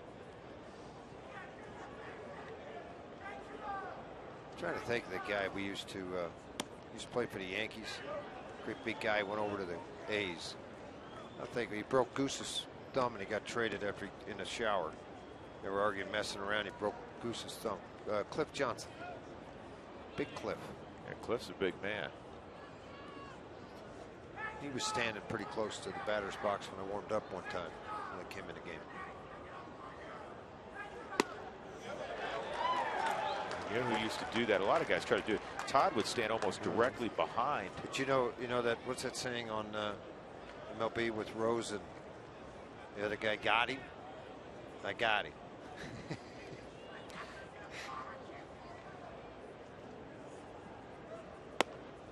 Oh, man. That's a pretty good cutter right there. What is how much the shadows affect the umpire?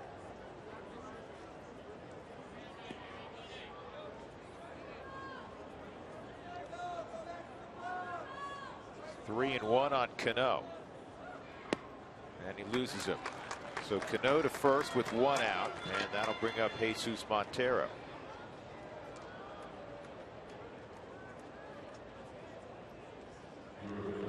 Montero started the first couple of ball games of this series at first base. Yeah, their bench starting to get pretty thin too. The Rockies bench has 1 left. Nick Conley's the only one that hadn't appeared in the ball game so far.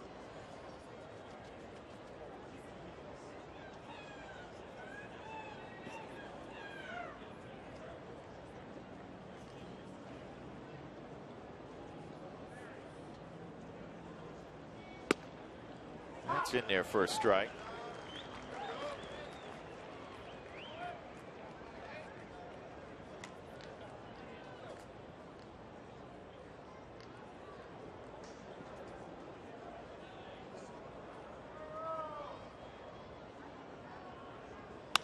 This ball lined toward Cargo, and he'll come on and make the catch. 2 gone.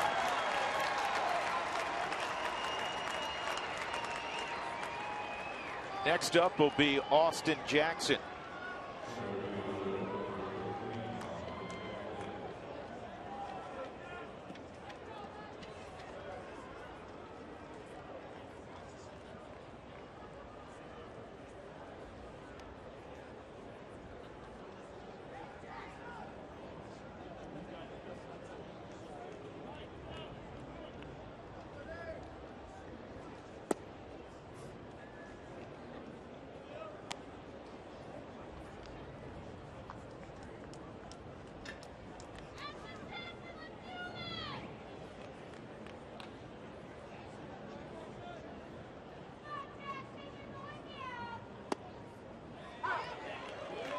a strike on Jackson.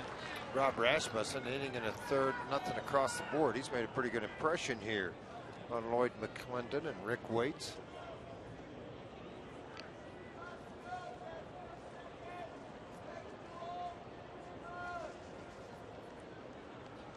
Jackson, a ground ball to Arenado. Will go the short way. And that's all. Good inning for Flande. We go to the bottom of the 11th inning, tied at 5. DJ LeMahieu will be first up.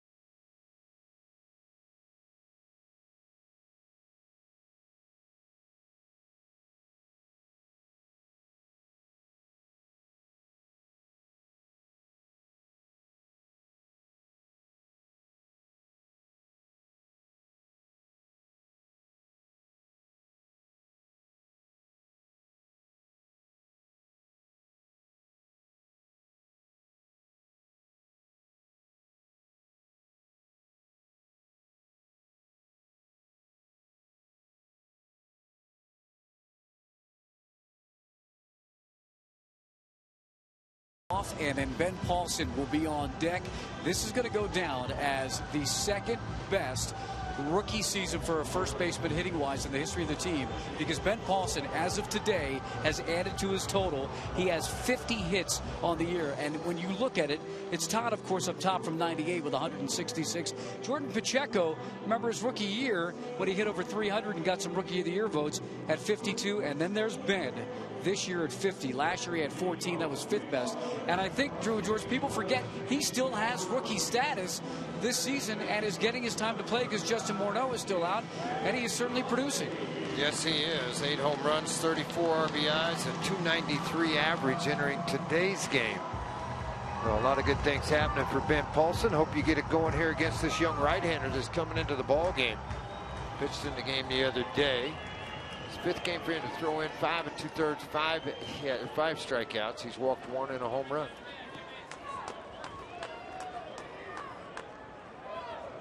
Now Kyle Parker hit the home run against him, his first career home run, and he's due up 3rd in the inning.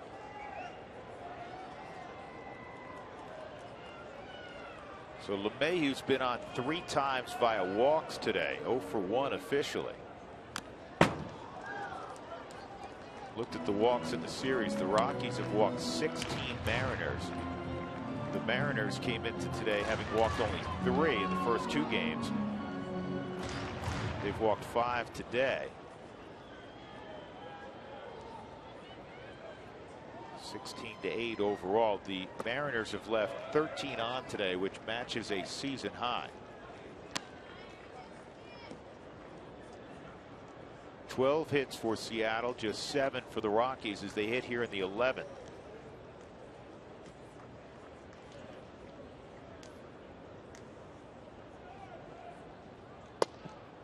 Two and one. Heavy shade with Jackson toward right center field, not surprisingly.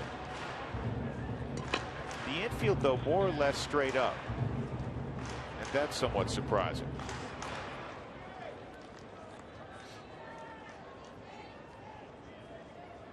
Two-one, and DJ lets that ball get deep, and he fouls it off down that right field line. 95 do many times. 95-mile-an-hour fastball from Guaype, and that's one of the things you're gonna mess with. He's got a pretty good heater to go along with a breaking ball and a changeup. It's hard when you haven't seen guys and they throw hard. Ball's down in the zone. good idea there, fighting that slider on. Excuse me, fastball at 95.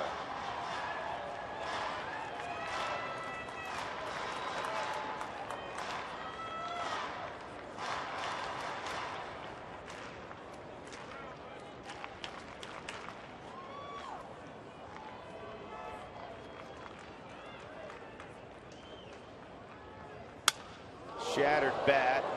Easy play for Cano.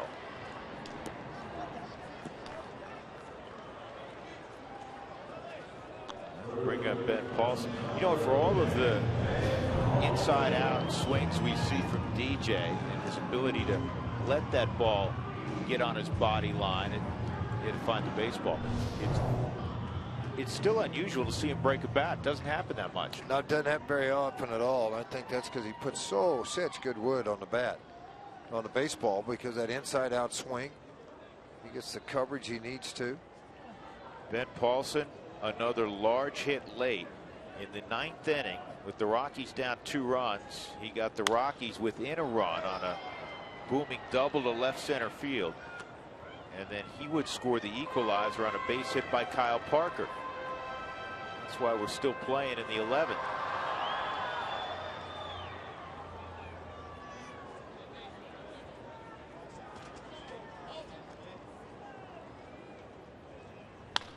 This ball toward the gap in right center field. It'll drop, cut off by Jackson, and he'll hold Ben to a single. Just keep the hits, just keep coming for this youngster. Fun to see it happen. And another youngster with a pretty big bat too. Kyle Parker will get a chance to swing it here. Yeah, look at this on your Super Bowl. You got a fastball, it's going to tail, going to have a little sink to it. Ben just inside out, glided to the baseball, and then jerked it right out front. Got his hands through and headed into right center. Thought about it for 2, but backed it up, put it in reverse, and got back to first base.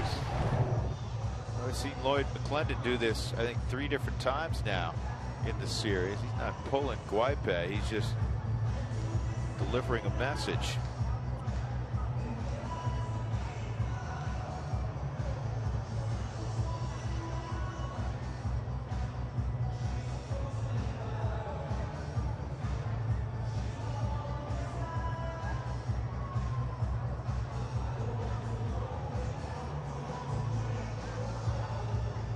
And Ben has been on a tear lately.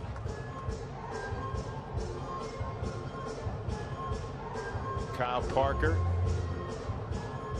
is called back to the big leagues recently. Home run yesterday, tying single in the 9th inning. His confidence has to be robust right now. It looked like Boone Logan had got up and started to throw. Rollins, the last left-hander in their bullpen, has started to throw. 1 out. Outfield extremely deep. Trying to keep Paulson from scoring if the ball does get in the gap.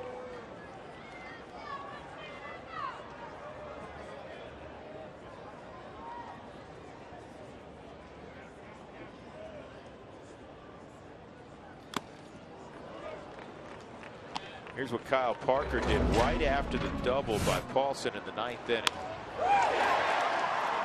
Put a good swing on the baseball, hit out in front of Cruz. Cruz bobbled it. That made it easy for Paulson to score the tying run.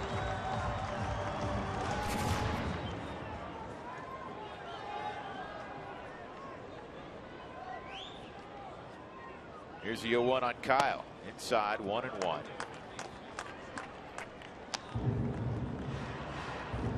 Now Robbie Cano calls timeout, wants to talk to Guipe.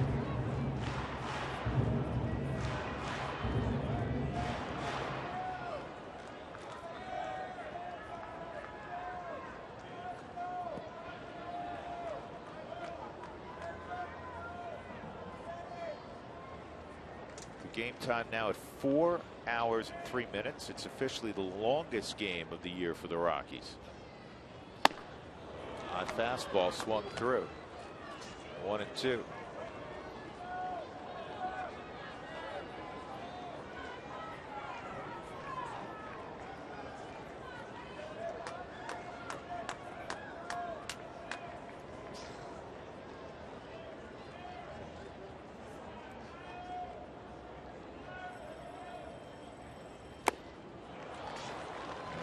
Parker is gone. 2 outs, and that'll bring up McHenry. Yeah, you got him to chase a fastball that was elevated. Then the last pitch was a fastball a little bit elevated, but away from him.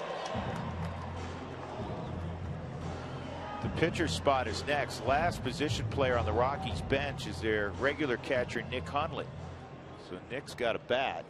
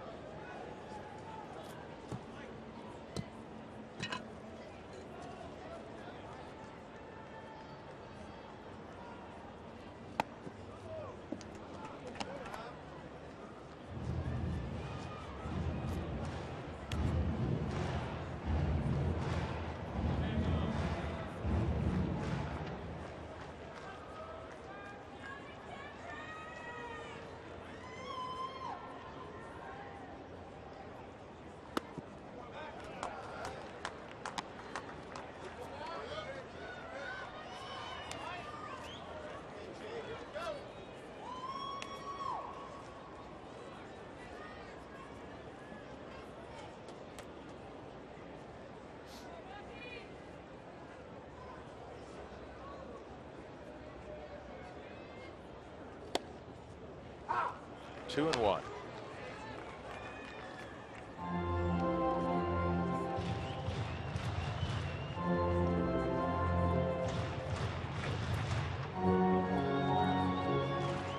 Paulson at first. McHenry 0 for 4 today.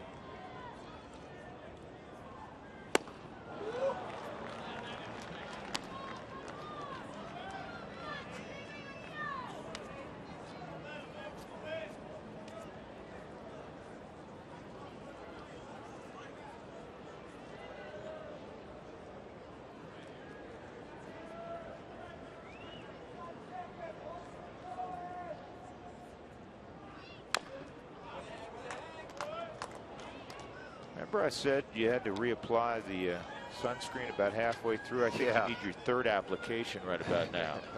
Particularly if you're sitting down the first base side, still in the sun, have been in the sun the whole game.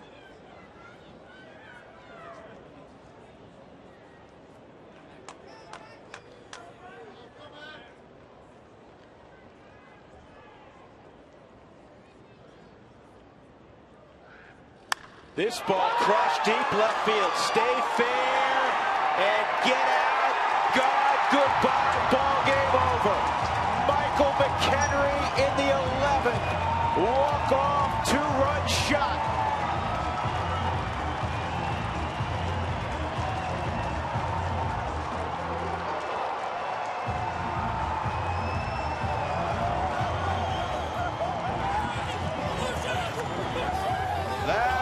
For a happy flight to our nation's capital.